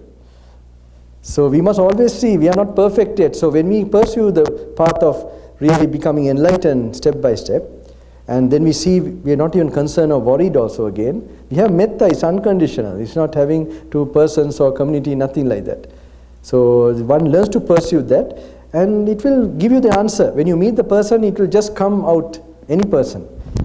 Because out of your purity and this thing. Did you get an answer? Thank you. And my second question was, as you said, with addictions, like for example, again the example of video games, the Western science observes the effects of dopamine, the levels, and you compared it with heroin addiction. Yes. Is there a research for the opposite? For example, the effects of cleaning of a place like this? The mind, you mean? Cleaning this, sorry? You said on the opposite, Yeah. when you Yeah, I spend know. time at a place like a temple, which does the opposite effect. Yeah, it can be measured, you mean, by scientific? Yes. Is there such a research I think for from some measurement? Tibetan monks, they have done some ECG and things like that, I think. I have not gone into it really. I'm sure, I wish they would do that. It will be very, but the problem is sometimes the change is fine, so fine, you know, a certain finer part of your nerves, like you look even clinically dead sometimes. When you're in certain levels of samadhi, you might be in a sort of, so that cannot be measured sometimes. Only you can, I don't know how to measure that. You can see sometimes effect, you know, like you're not feeling the cold, the heat, like temperature, how that is withstand. How can you withstand that unless there's some, you know, really, so maybe that time you can use these instruments and check. I got to know, someone told me, a nutritional expert, 2 programs back, that they had a sort of research. It is well known that, what was it? If you keep away, like, you know, like you give some nutrients to the body without any taste or anything. Like, you know, but it gives you, without, like you're fasting, but without losing the nutrients. Say you put saline or something, okay? So they did this to certain person, and they found that, like normally some sugar or something is used for, what was it now? He told something like there was this positive effect. I can't remember. I unfortunately don't have a good memory as Bhante's, you know. And that is something, just fight some time ago. Yeah, I was really surprised, you know, really. Of course, I really forgot how we met with my mother in Kandy. I couldn't remember that until now. I did come for 2 lectures. You know, I'm really amazed. That's another best thing is to study Bhante. You know, you can, of course, don't trouble him at this stage. How the mind, the brain works in, you know, that when you keep away a long time in all this and keep yourself in the teachings of the Buddha, especially. That is a very, it could have a, I don't think you can measure, and we are bringing it to a very, like we are measuring God, you know. You understand? Like we are measuring the respect, the divinity, you know, there's a certain protocol for that. I mean, you don't have to, if someone has to be so much convinced, I mean, no need to teach him, you understand? Better to have some real wanting to know truth. And, but it's interesting for me also, I'm always thinking how, because it shows clearly also. Another one I must tell you regarding, you know, like in the Buddha's teaching, we have grave offense in the Vinaya, you know, the rules of the monks. This is very interesting also. There we have minor offense and grave offense. Now for me it was very interesting. In the grave offense section we have like the 4 which we break, we have to disrobe. And there are 13 which are like we can recover, you know, like we have a process of purification and so on.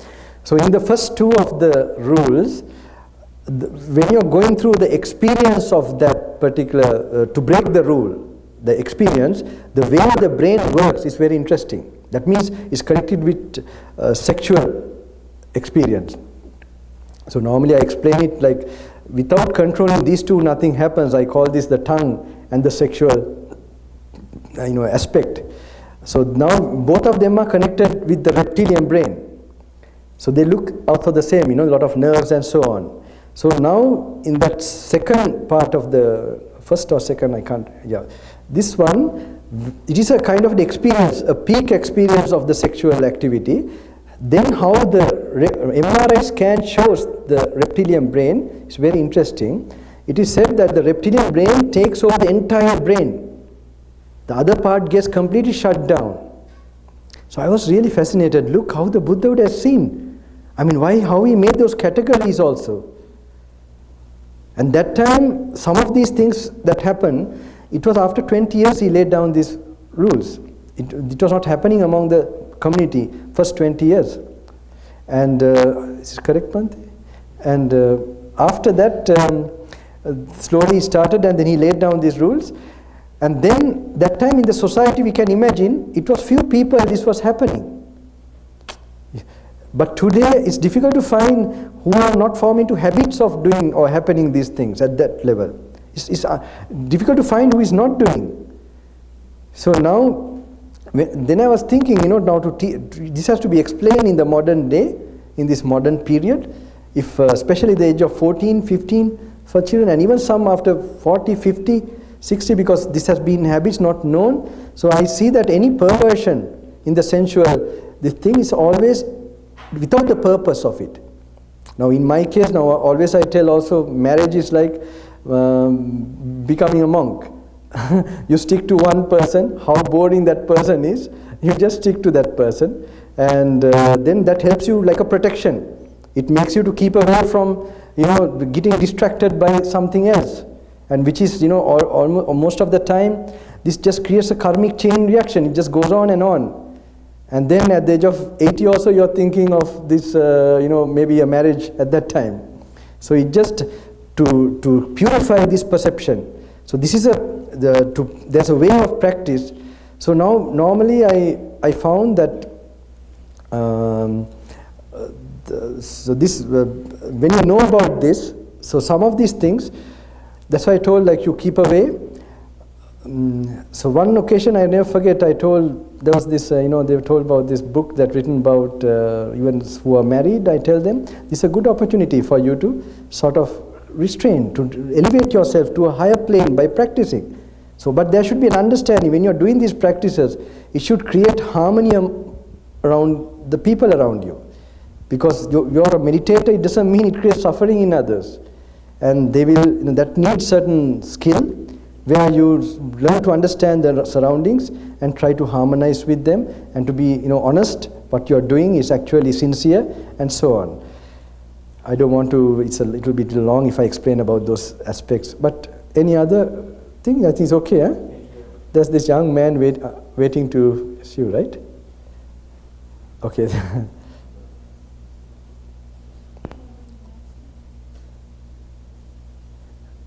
There's okay, there, that lady there. Bhante, I don't have I have many questions, but I will spare you. I won't ask a question. I just wanted to take this opportunity to thank you for traveling here and speaking. Personally, I'm sure everyone here appreciates you coming, but I personally especially appreciate it because I was introduced to the path. I was actually pulled onto the path in what I can only say is a very supernatural way. And I have experienced mystical force, and I've experienced things that if I tell people, they either think I'm crazy or I'm making it up. And as much as I appreciate these good past parmis, that must be the reason why this is happening for me, I also feel lonely sometimes and confused. And it's very rare that a Bhante will reveal or even approach these topics. And I really just wanted to tell you that I really am grateful. Thank you. I come from a not traditional way. I bring in any kind of knowledge. This has been my way. And it's also for practical purpose also. That will, now you might remember me when you're going, suddenly you find distracted, you get this thing, because this is all what I did it for myself. The way now some might think, Bhante, now he's just telling that maybe he's thinking of our mind and telling. No, this all happened to me. And then I found it, this way of approach, looking at it, like even about the ghost and things like that, it was helpful for me. I wish someone told me this kind of teaching some more younger period. Because even my senior Bantes like Jnana Vimala Bante, German monk, the Bante, they didn't have the troubles we were having. They were much more advanced, I think. And so, but we had to work with a lot of, things, so then certain addictions and so on. So, yeah. And there are other things I could now, but I like to come to from the supernatural to something very practical also. I want to cover that. This young boy also. Is that all? You have a question, or you don't? You didn't have a question, eh? This young man. You want to ask, right? No, thank you. It's already answered. It's already answered. Okay, it's already answered. All right. So, so the other thing. Okay, I must come to this quickly because I don't want to take a lot of time. The idea of how the self comes, Now, when you read a sutta, how I would like this practical way to get this this practice, and like sometimes when you read a sutta and like you must allow that to bake in your head. It must allow the idea to bake and sort of get. Anyone else? Any question you had? Okay. Maybe. Bante, there's one more. Okay, right. Thank you as well. I would like to personally thank you as well for traveling here. Earlier, you said that you were going to speak about something again, and I wrote it down so that I'd remember to tell you. Sometime in the beginning, you said that when you look at a past stress and you realize that it's not there, that it's like it's solved. Stress, sorry? Yeah, if you look at something from the past, like a stress. Yeah, okay. And then you realize that it's not there, and in that way it's solved. Mm-hmm. This last week, a group of us here have been at a meditation. Yes. And we've been practicing, may I be free from anxiety, may I be free from animosity. Yes. And I see that as like anxiety is looking at the future, animosity is remembering the past and having guilt or grief. Yeah. The thing is, now the way you look at the past is like, really the solution for this will be when there's wisdom about it. Now normally many people think like overcoming anger and all these things is compassion, meditation of compassion. But the way I understand is that the way a person gets angry or feel irritated or worried, you can know his desires. When you remove desires, anger automatically doesn't come in you. Because when there's a lot of desires, the desire takes away your energy. And when you have no energy, you need energy to go inside. When you can't go, inside is always cool. Further inside is always that cool pond is there. Some people also think we settle this problem, that problem, and then we'll be at peace. They don't know the peace is already there. That has to be focused and got that, and then those things will be there. Unfortunately, because of our unenlightened mind, we are trying to find peace where there is actually, in the illusion, I would say. So, in a dream. So, but when you go into sort of even samadhi or a little bit of that, because disturbance mostly come from the five senses, five sensual objects, even the memories and all that, right? All these certain, so normally, when you get an understanding, a realization about it, for example, say, okay, someone shouted at you, okay? Something you remember insulting you or something. So you go back to that memory of it, and you remember, it was a moment of consciousness, okay? You can't get irritated by an empty thing. It was somebody means you recognize somebody. You were conscious from your eyes or ears, okay? You had a feeling, then you perceived it as John or somebody, okay? Good John or bad John, I don't know. It's maybe bad John, all right? So when you perceive like that and you reacted, sankhara, this happens simultaneously, but the way I always tell, if you explain these parts too much, it shows that one has not realized it. Some things you can't, really, it is like just a pointer. I would say a sutta is like a pointer, but just an idea. Now even Bante, when I used to meet him, he used to just say to read this sutta, this. He would not explain much, But the way he would tell you to go through certain sutta, this thing, he was leading you to a kind of a vision. So anyway, when you look back to that, you go back and check. You just remind this how it was eye consciousness. With the eye consciousness, you had this perception. You had this thing. Then how it was there that time and it's gone. It's a vague. You just study this, notice this, how it rose and passed away. It become impersonal to you. And you begin to see that without that you don't get the sense of I. The sense of I comes, it doesn't come to empty things.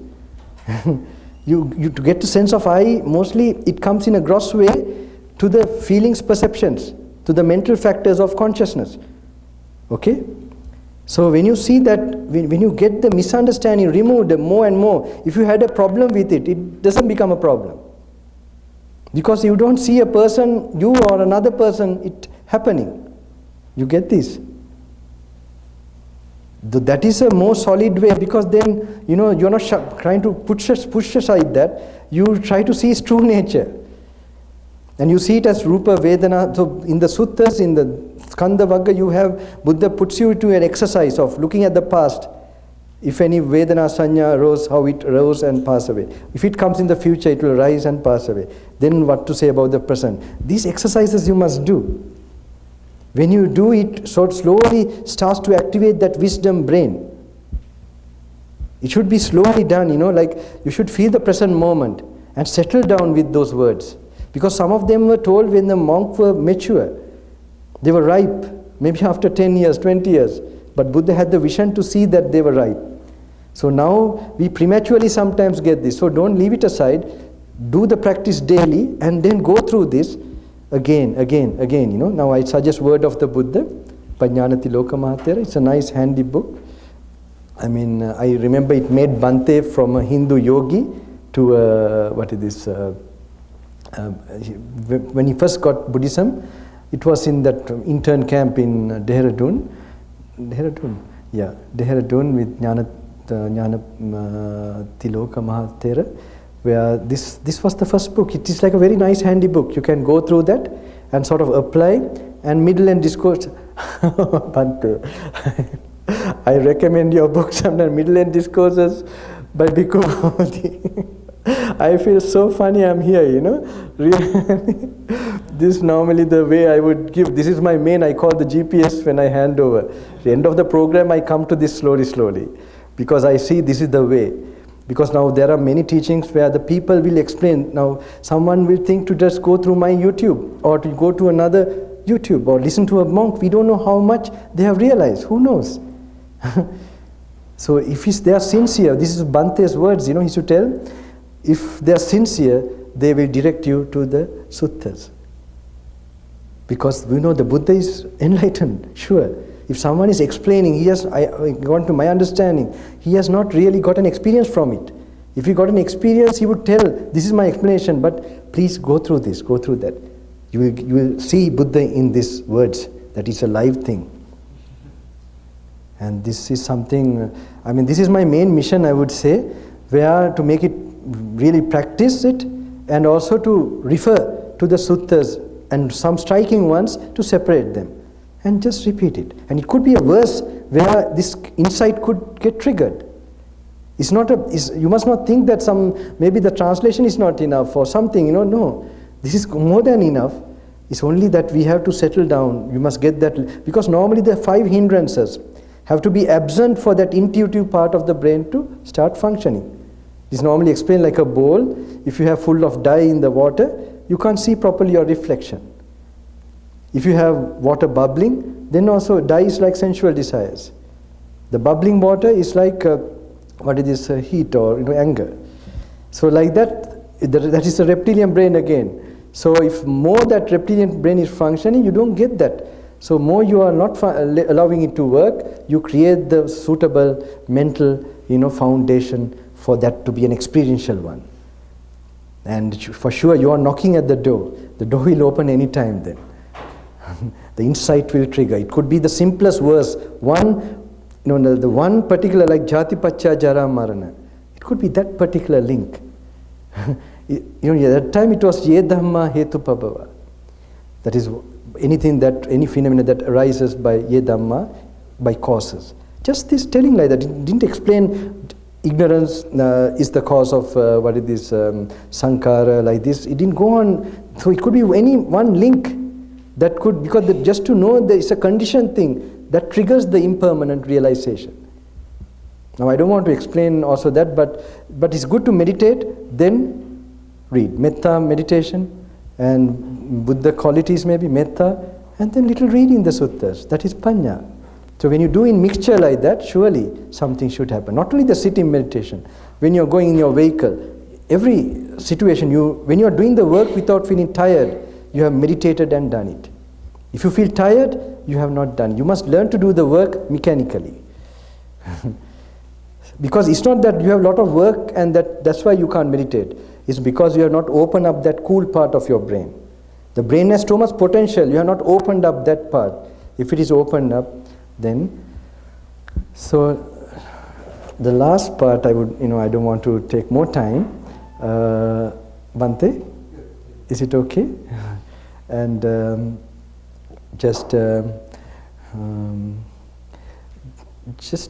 I normally demonstrate something, but I don't know how Bhante will, because I make it very, I have my so many ways I just put in. Sometimes I just created while I'm going on this trip also to make it a little bit graphic. I don't know whether I should do it here. Is it okay, sir? Okay. Do you have a scissor? Yeah. I mean,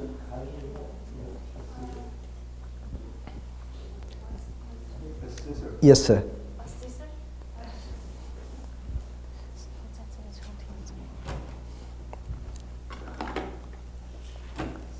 Okay, yes, please.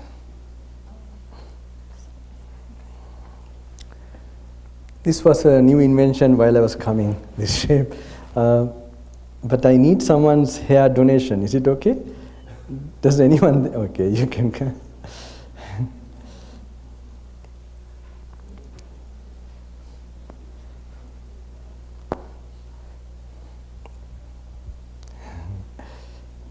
You have a good style, and I'll be disturbing that.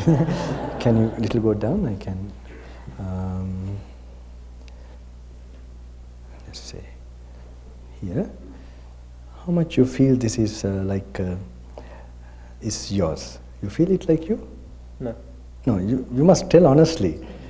I feel like you're tugging it. Yeah. That you're pulling. Yeah. I feel that. That is you. Your hair, right? Isn't it?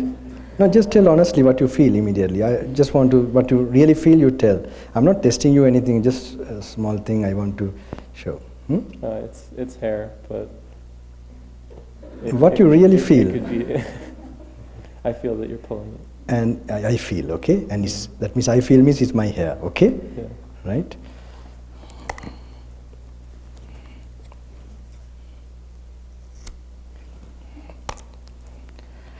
Don't worry, nobody sees that. That this how much you feel is you. Do you feel as much as that, or what do you feel now, this part separate?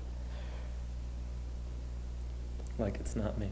Okay, take a seat. Good, thank you. So, can you keep this?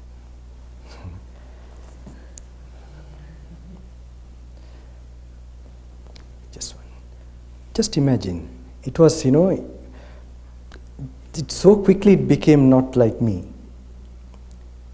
And it just because it was in this space, you get that it's a sense of me. It is not actually, you can see how much we, because this scissor must be in our mind, where we separate from the conceptualizing. We see how the conceptualizing takes place. For that we need to sort of really now say we have, urine inside our bladder. Then when it goes to the toilet, when it mingles with the water, it becomes one. Right? I mean, it was all the time not yours. It was not yours all the time. That's why when you begin to know this more and more clearly, you see more and more you separate and you see the concept of I, how it comes. It's not something that is there. That's why if you reach that particular thing, there, you'll find you were never born. You're going to die. Because you is not that dies. So, but to get to that awareness, it has to be perceived slowly. Slowly, that's why when you, the hardness here is the same. So it needs some silencing and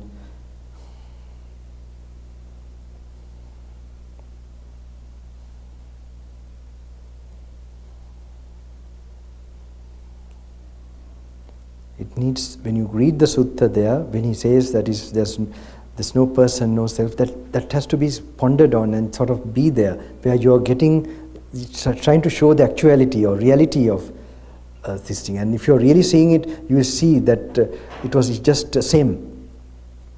It's trying to remove you from the sense of I, which is an illusion. Now there's another place where the question is asked sometimes, like the Tathagata, whether the Tathagata, when he passes away, he completely disappears, or he stays forever, or Tathagata means the Buddha, right? Is how when he refers to himself, says that both happens. He live forever and not live, and these are 4 views, and both not happen. 4 types of possible views you can get.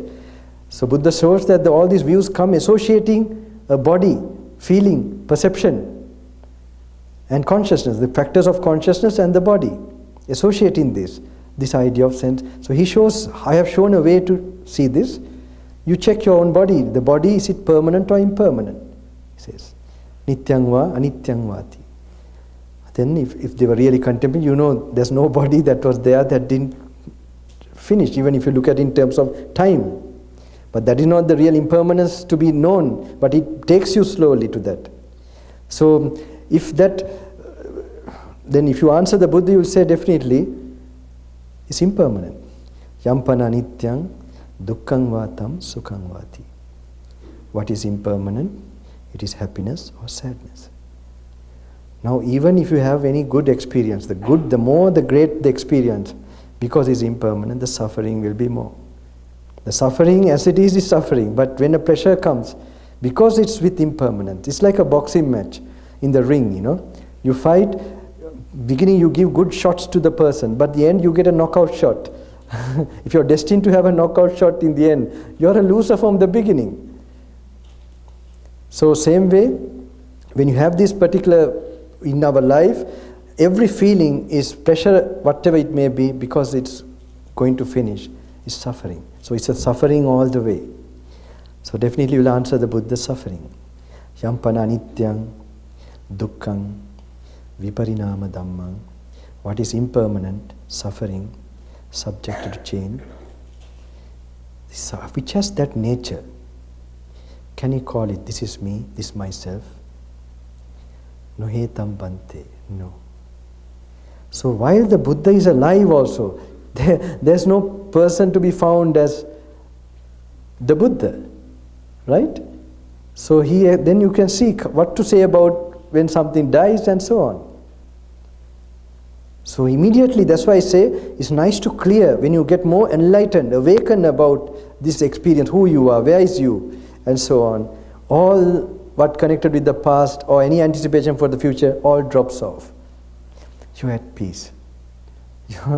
This is something I think is worth to pursue. And it's like awakening from a nightmare, a dream. But nice to be awake and be in the dream. You're not worried with those ghosts and goblins. So, yes.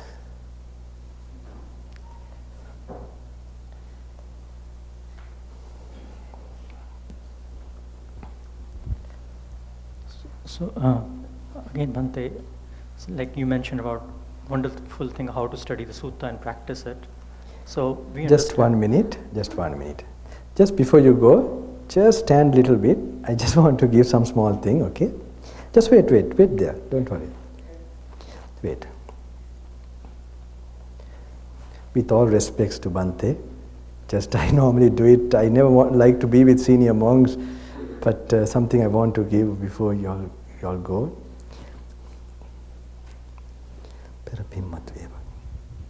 Dharma Saktiya, Shantiya,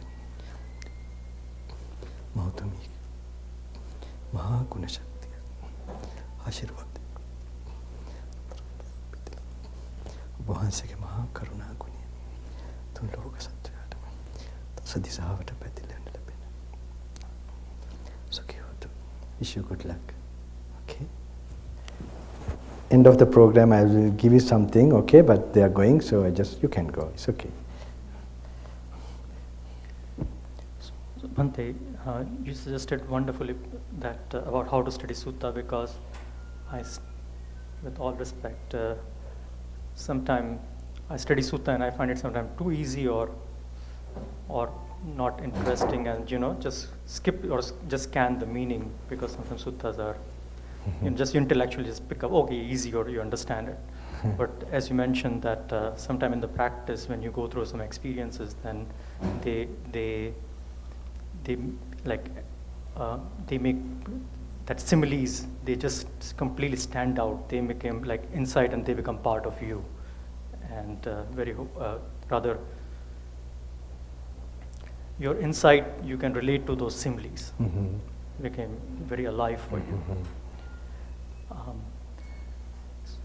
Now, regarding your suggestion about this, intellectually, we all understand this is not me, not mine, not myself, and as you demonstrated, how to again put into our meditative practice, because when we are in like we get into certain type of concentration, we are in like tranquility state, but like your sutta, you said, like come out of it, then you study the sutta, and then slowly. But how about this experience is introduced into the practice? I think when you're practicing the samadhi, you must separately do it and get fully mastery of it. Don't mix it with any other thing. Like you have, normally my own practice, we have like to give some inspiration, some Buddha's qualities or something, some bodhisattvas. I have so many ways of inspiring. I don't want to tell people, will be little, because I don't know how to say. Ancient saints inspire me, different things, even from Christian tradition. All sort of, even I find some of them are like, it's a very interesting thing. Have you heard of, sometimes the bodhisattva story is very similar, even the Muslim. Have you heard of Joseph? Yusuf they call, okay. It's very surprising, the compassion, the wisdom. It's like a story of a Buddha's past life. Now this is how I relate to so many other things like that. I take it from qualities, not from something from that country. It doesn't work in my head. It like I should feel. If there's compassion in that spirituality is there. And if there is any renunciation, detachment, any wisdom. But then I also see the distinction of this wisdom of the Buddha, which he called, now the impermanence is not just impermanence of the sensual world. It is the universal impermanence. Even of higher states of consciousness, now even the peacefulness.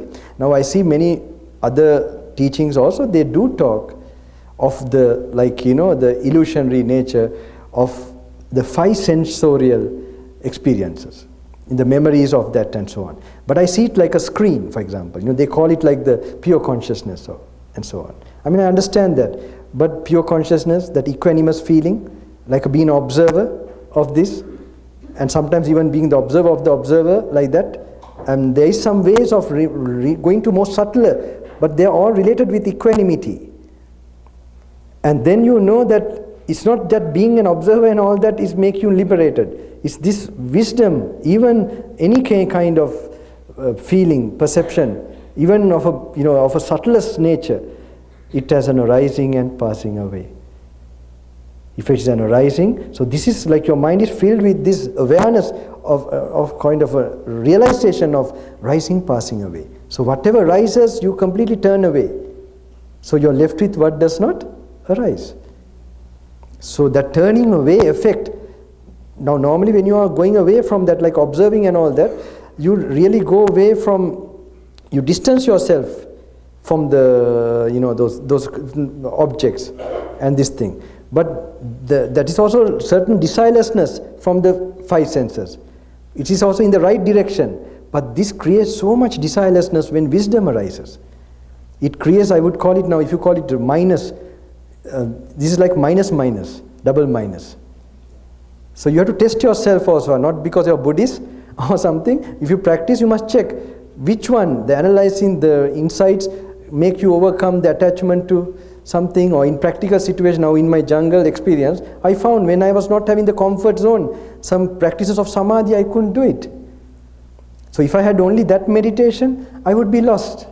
And I see some of my teachers in the yogic way that I had came across later, and who trained me some things they gave, I see that they too, though they were very famous people, but in the last moments they had difficulties.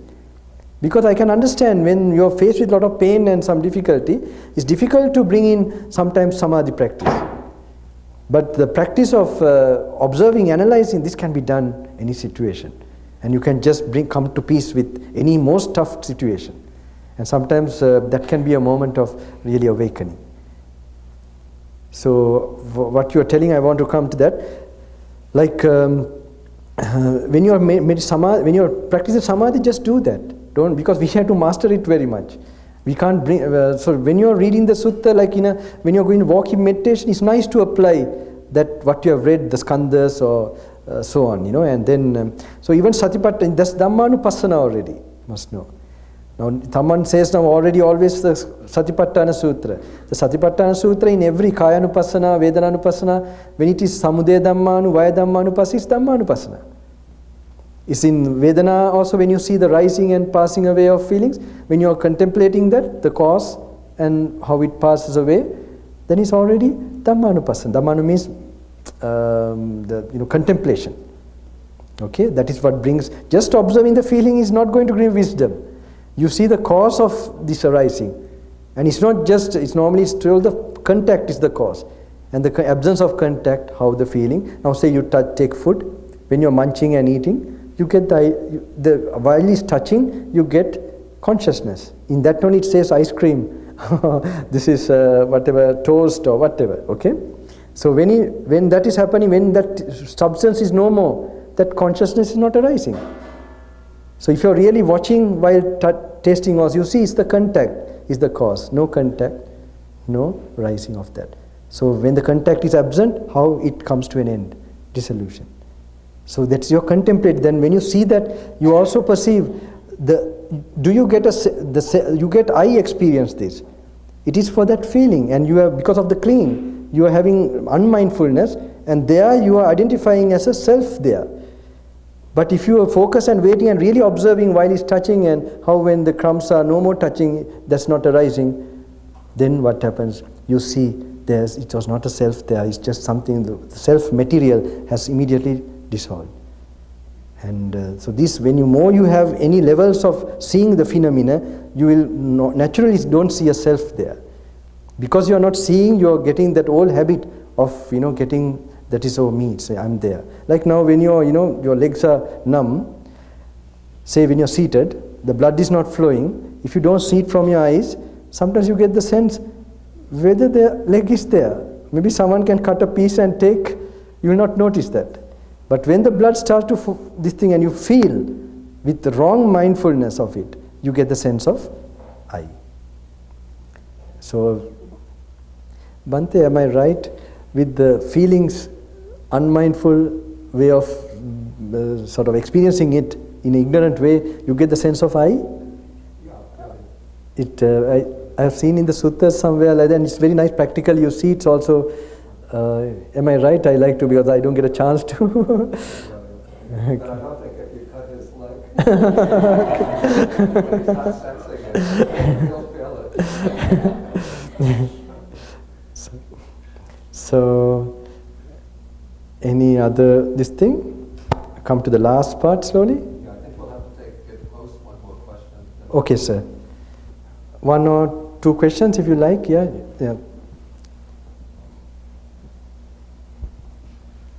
I'm not sure if the question is really related to the lecture, but quite often I find in the sutta, the instruction is quite general, especially when it comes to how exactly you know whether you've actually entered first jhana, or second jhana, or third jhana. Usually the description in the sutra is quite general. For example, the first jhana, it says joy and happiness born of renunciation. in the second jhana, it's a joy and happiness born of meditation. So again, the question is like, how exactly do you know when you have really entered first or second So jhana? normally I tell it's better now. Normally now your question is very much at ground level and very practical. But some people ask me about fourth dhyana, this psychic powers and all that. It's okay. So I normally tell, if you can get first dhyana even is good enough, because normally our concern is to be absent of the 5 hindrances. Otherwise, in other words, the reptilian brain, if it is not working at all, this is the best condition for this analyzing and insights to take place. These are doorways for enlightenment. Because you like put a darkness, the Buddha explains, to Mara when you attain the first dhyana and the second like that.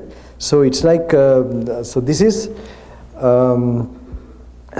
if you want to, the way you enter is like, I would say, you feel happy for no reason. This is in that direction. Better not label it. You're just happy. You're content. Because of the craving is subdued or this thing, you get another type of feeling. It's called niramisa. So that niramisa feeling, I would also call it like sometimes you enter air-conditioned room when you're in a hot place, and just you're finding happiness in boredom or emptiness. Normally it's not happening. If it is a worldly thing, you feel uncomfortable with it. But when you get samadhi, you feel for no reason something, and when you are in first samadhi, you can't be yawning. You understand? If you're like yawning or you feel fear, so in the absence of those other negative qualities, and you have this special, independent, nice feeling, there's something I don't think you should even label with this first dhyana. You could say my meditation seems to be okay, like that, because better not. That this is something of that nature with piti, like that, and better one learns to master it more. But do you understand? Do you get it? Thank you. Any other one wants to? Now you have a lot of questions. Follow up on that. Okay, but your questions are good. Only matter of the two people. We start from then. We come. Okay, we come here. I don't want to. My Bante is here. Others I would have taken you all until morning. So just follow up on that. That when you are investigate, like when you reach, like when the 500 hindrances are subdued, how would you how would you activate the mind? I have not gone, but I've just realized a lot of piti. You don't activate, do nothing. Just enjoy that first. You enjoy that spiritual ice cream.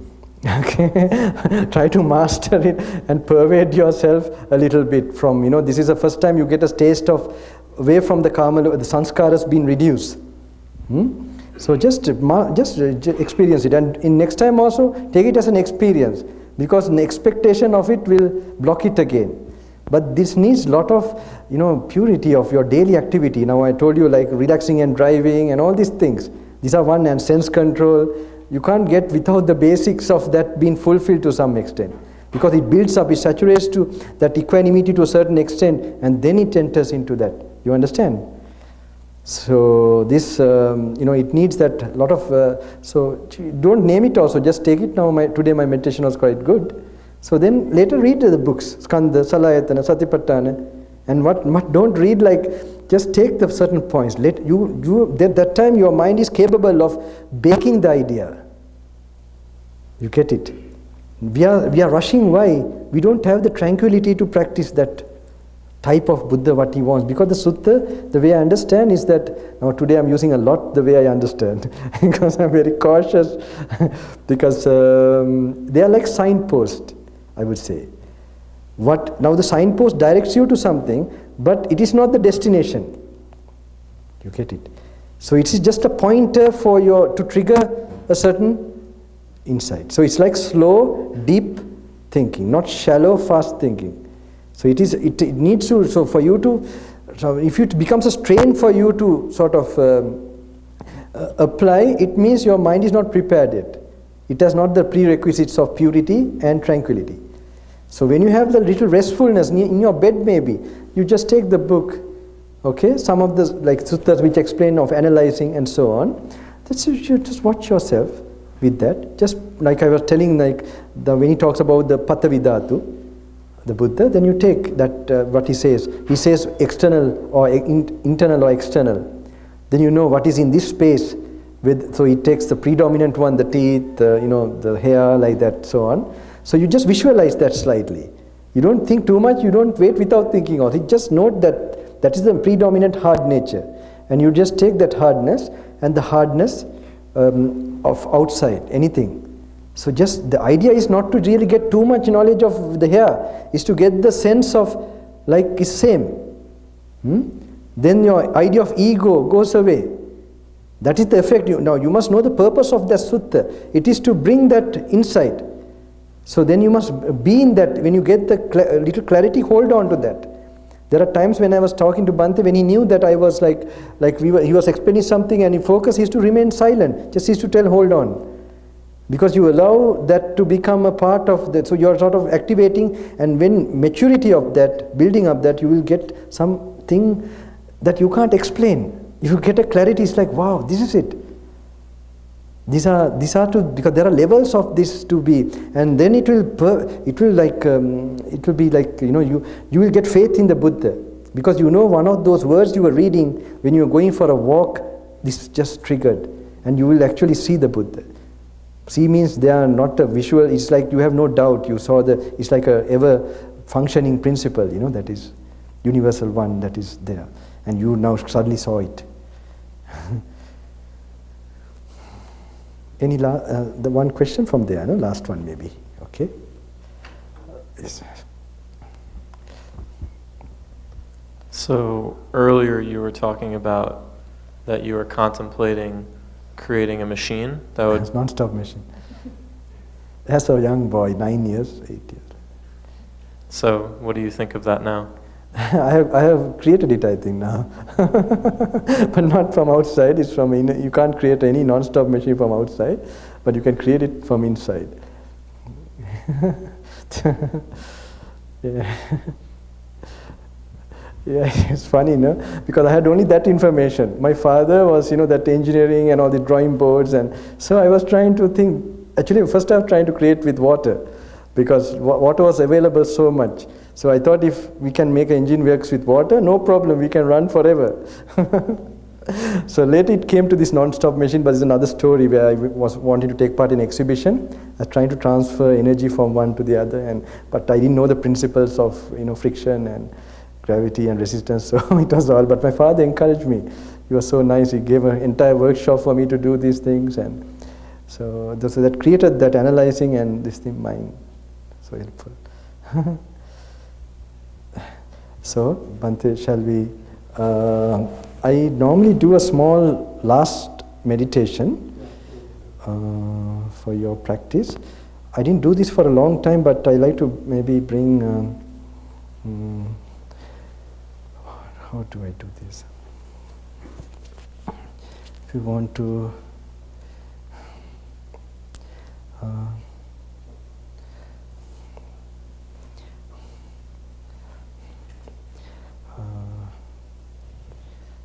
Normally we call it Kaya Viveka and Chitta Viveka. This initial physical restfulness, something I think is important to do, like when you sort of, now when I say meditation, you all are moving your bodies and so on.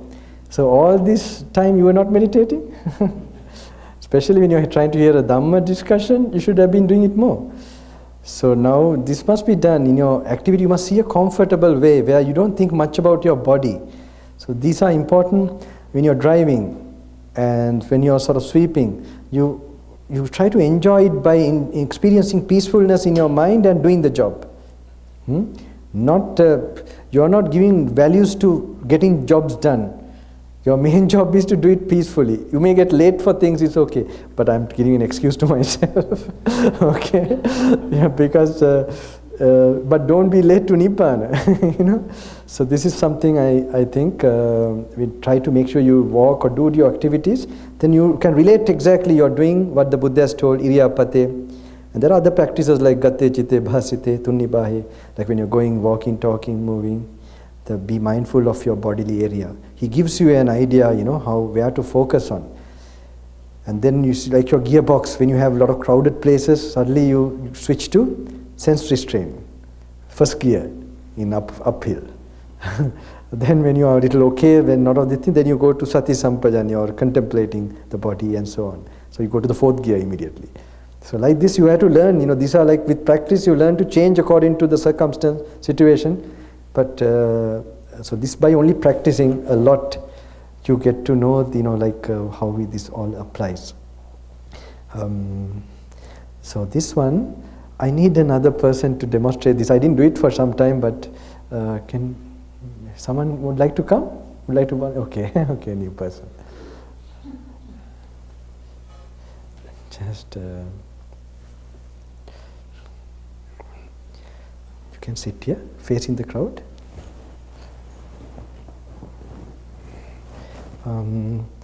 So now,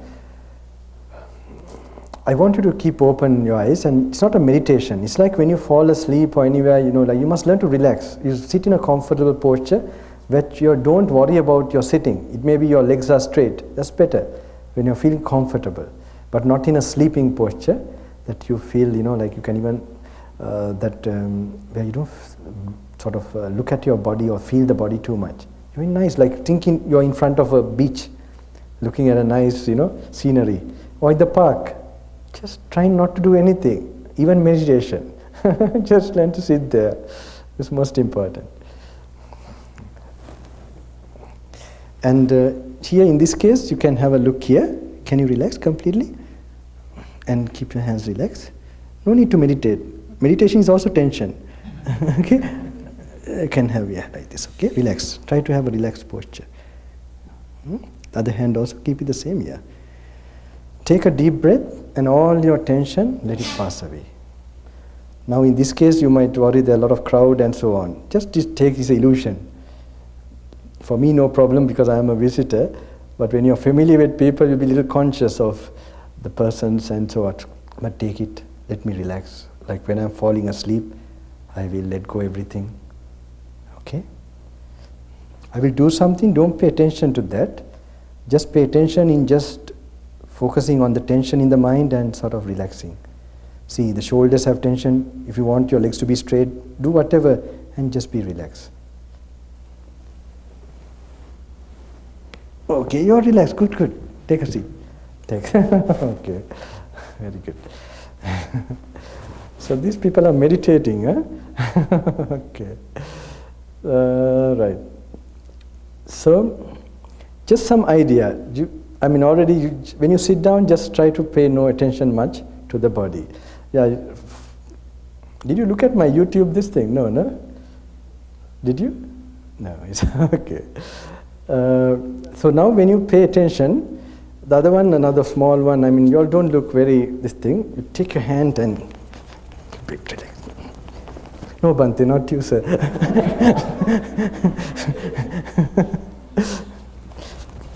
And vigorously.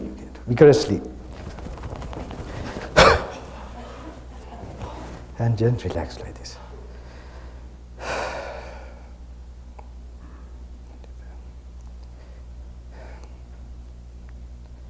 Just tighten your hands, strong, and then relax.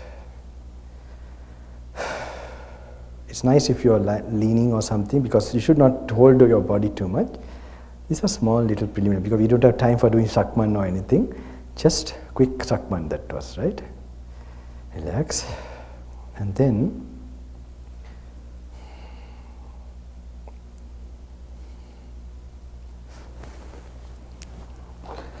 nicely pay attention to the sounds you're hearing now.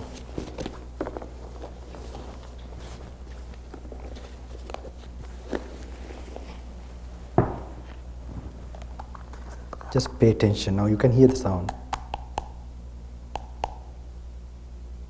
There's a generator you are hearing also. Just relaxingly pay attention to the sounds.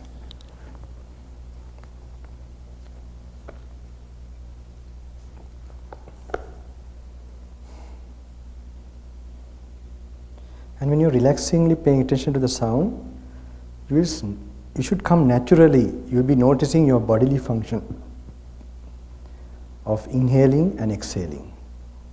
You'll come to notice it naturally. Don't try to do it like anapanasati. No, I'm not telling like that. Just you'll be noticing inhalation and exhalation.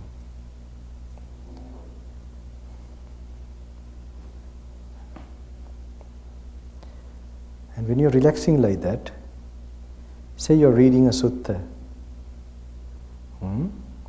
This is part of a sutta. Sutta means taken out from the sutta in the word of the Buddha by Gnanaloka Mahathera. What now is the solid element? The solid element may be one's own. Before that reading, you just picture yourself seated in this chair. Now I am seeing myself seated. Time to time I am feeling how I am inhaling and exhaling, and how my body is dressed up with these robes. In your case, maybe shirts or jersey. Just picture yourself how you are dressed up, seated. Then you try to apply what he's telling, the master. What now is the solid element? The solid element may be one's own, or it may be external. And what is one's own solid element? Whatever one's own person or body, there exists of karmically acquired hardness, firmness, such as the hairs of the head, hairs of the body. Now whenever he tells like that, suddenly you must get a little picture. Hairs of the head, it should just show me slightly, little black or blonde or whatever color. Hairs of the body, that means nails, teeth, suddenly picture in the white. All the time relaxing your mind and helping you to let go. Skin, flesh, sinews, bone.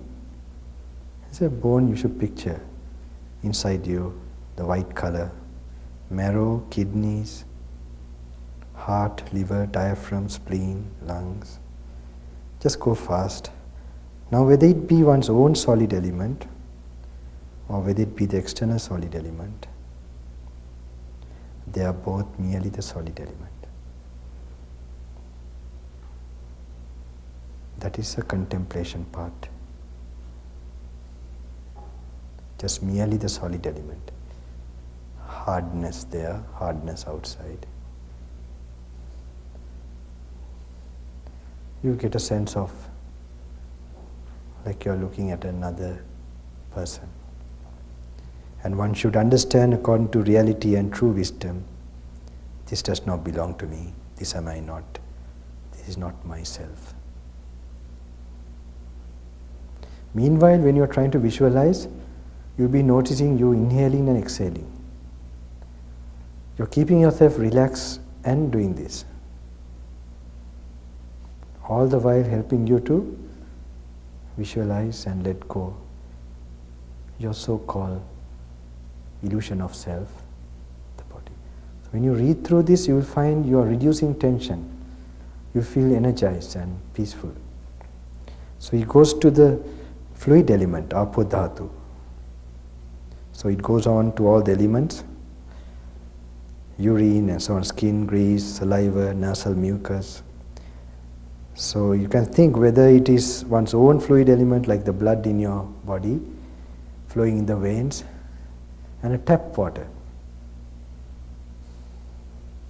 Just the same.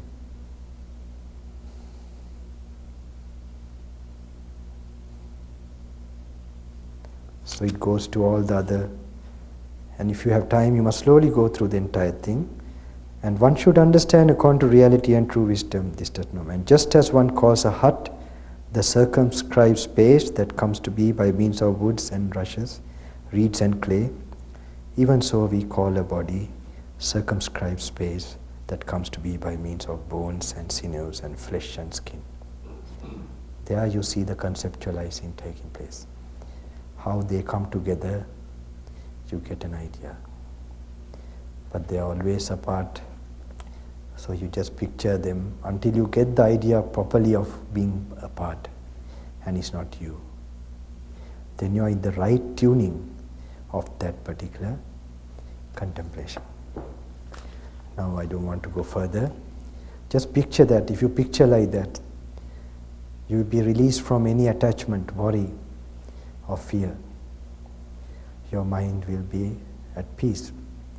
More you see this particular, with the mind clearly, this is called evam passang yata bhutang. You see things as they are. Evametang yata bhutang. Nibbindati. If it's the right experience, you will find your mind turning away, unclutching, releasing from holding. And immediately, physically, you will feel some coolness, lightness, and brightness in the mind. You must check whether this is happening while you're reading and applying. So, if you get more visions of it, evam passang yata bhutang, it is called in Pali. If the right experiences, you will immediately, like the snake, you notice it's a snake. It's called nibbindati, you let go. Viracchati, nirodeti, cessation, nibbananti. Your mind will turn away to nibbana. Etang santang, etam panitang, sabba sankhara samato, patinisago, tannakkayo, virago, nirodo, nibbananti. Etang santang, this is peace. Sabba sankhara samato, all the formations, conditioned world comes to an end. Patinisago, holding on, comes to an end. Tannakkayo, ceasing of the craving. Virago, dispassionate. Nirodho, cessation. Nibbananti. Sankhara parama dukkha, nibbanam paramam sukham. So you think how peaceful this is. If I really merge into this, my mind will be free from greed, hate, and delusion. Just like my mind, the people in this hall, may they also get this blissful, peaceful experiences. Not only people in this hall, like you're going from a helicopter, all who are in this area and this vicinity, entire, New Jersey and all these states, Connecticut and states, all the people living there like ants, may they get this peace of mind and sense of freedom from suffering. And not only states, South America, North America, like you're going from flying in the sky, Central America, England, Europe, Africa, the Mediterranean, Sri Lanka, India, Nepal, Tibet, and China, and Russia, Afghanistan, Pakistan, Iran, Iraq, Middle East, Mediterranean, Australia, Taiwan, Japan, entire humanity in the entire planet. May they be free from greed, hate, and delusion. May they come to this inner peace. Not only human beings, the animal world, the spirit world, the hell worlds, Vetarani Paduma, Avicce. May those worlds also get this peace of mind. And the angelic worlds, Chatumaharajika Tavatimsa, Tusita Yama Nimatarati. These are the four ancient godly worlds. And beyond that, they have little loba dosamo. But if it disappears completely, like the Arahants, how blissful they will be. Not only them, Brahma Lokas, Brahma Purohita, Brahma Parisajya, Maha Brahma, Vehapala Abasara, Akanita Brahma Loka, Nesanya, Nasanya. They don't have greed, hate, but there is this idea of self, that heaviness of self, the subtlest heaviness. When that also disappears, how peaceful it will be. So you wish them completely that final peace from the highest to the lowest, like you're looking from space.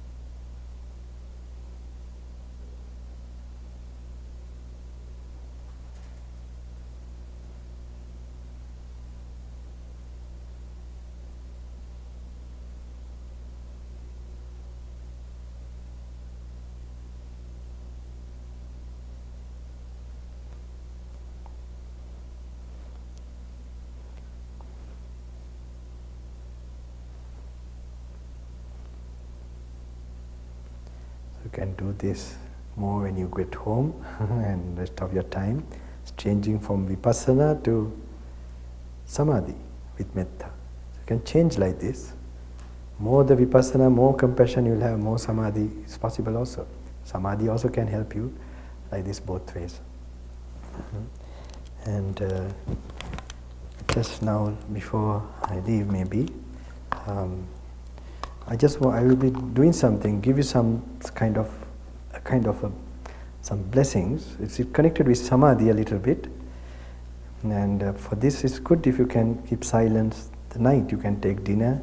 Because you just imagine some yogis or people who are practicing in the Himalayas for a long time, no meeting anyone, silent.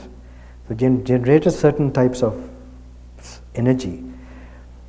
So if you keep silence, try to keep, if you have something really essential you can do, speak or do something. So in the morning, in the night time, you'll get some more blessings of it.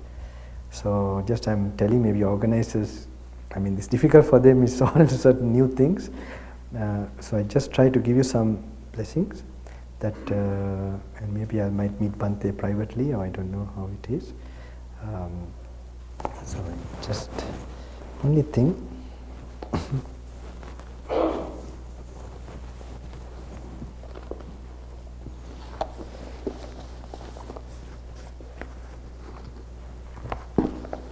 I couldn't pay proper respects to Bhante, so I had to. While I was doing this practice, another thing came, and I didn't want to disturb this silence also. Maybe I don't know whether Bhante remember this. I was with Bhante Rakita.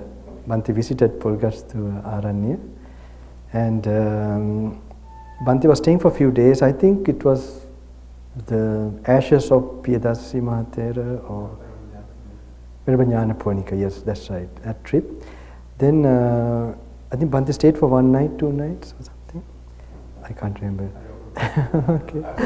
But Bhante, I remember Bhante, there was something prepared for Bhante. He was dropped at the station. And then we were there, and then suddenly there was something prepared for Bhante, some dana. Remember? And there, it was there of course, but it was not offered to Bhante, I think, something like that. And Bhante just left. It was there next to him in the table in front of the porch.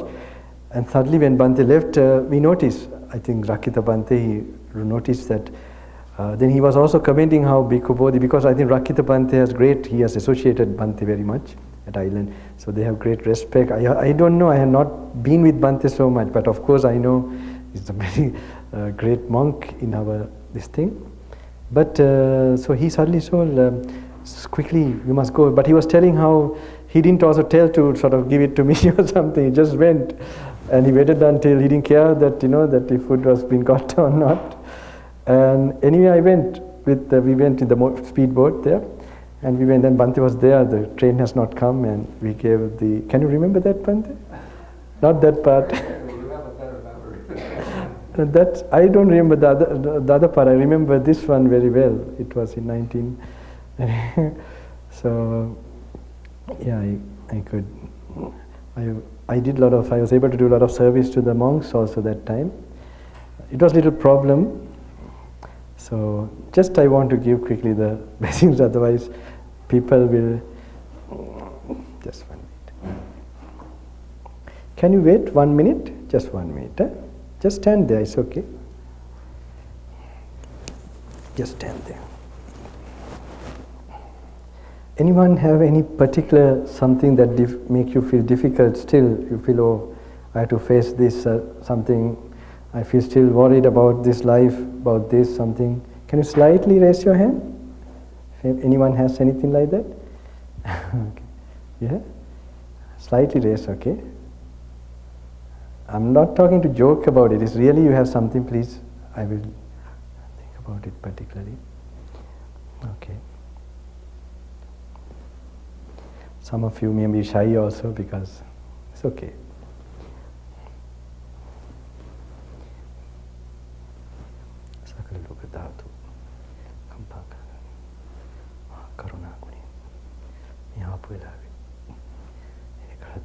karma vipaka වලින් දුක් විඳින සත්‍යයන්ට පෙරපින මතුවේ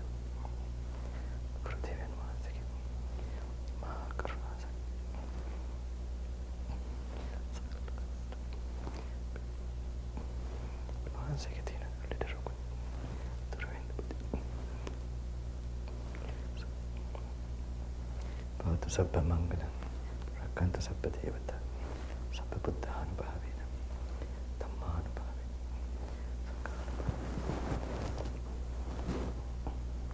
Sada Suddhi Bhavata, Gurupada. Ratan Mahansalagit, Perum Puragani Gyautuman Mahansala. He Mahaguna Palemi, Buddha Mata, Vahasemi Palota, Janita.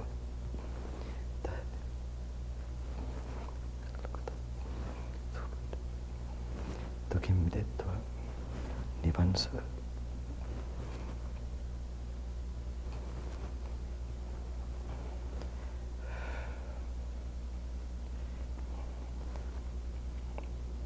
Keep your eyes closed for 5 minutes, okay?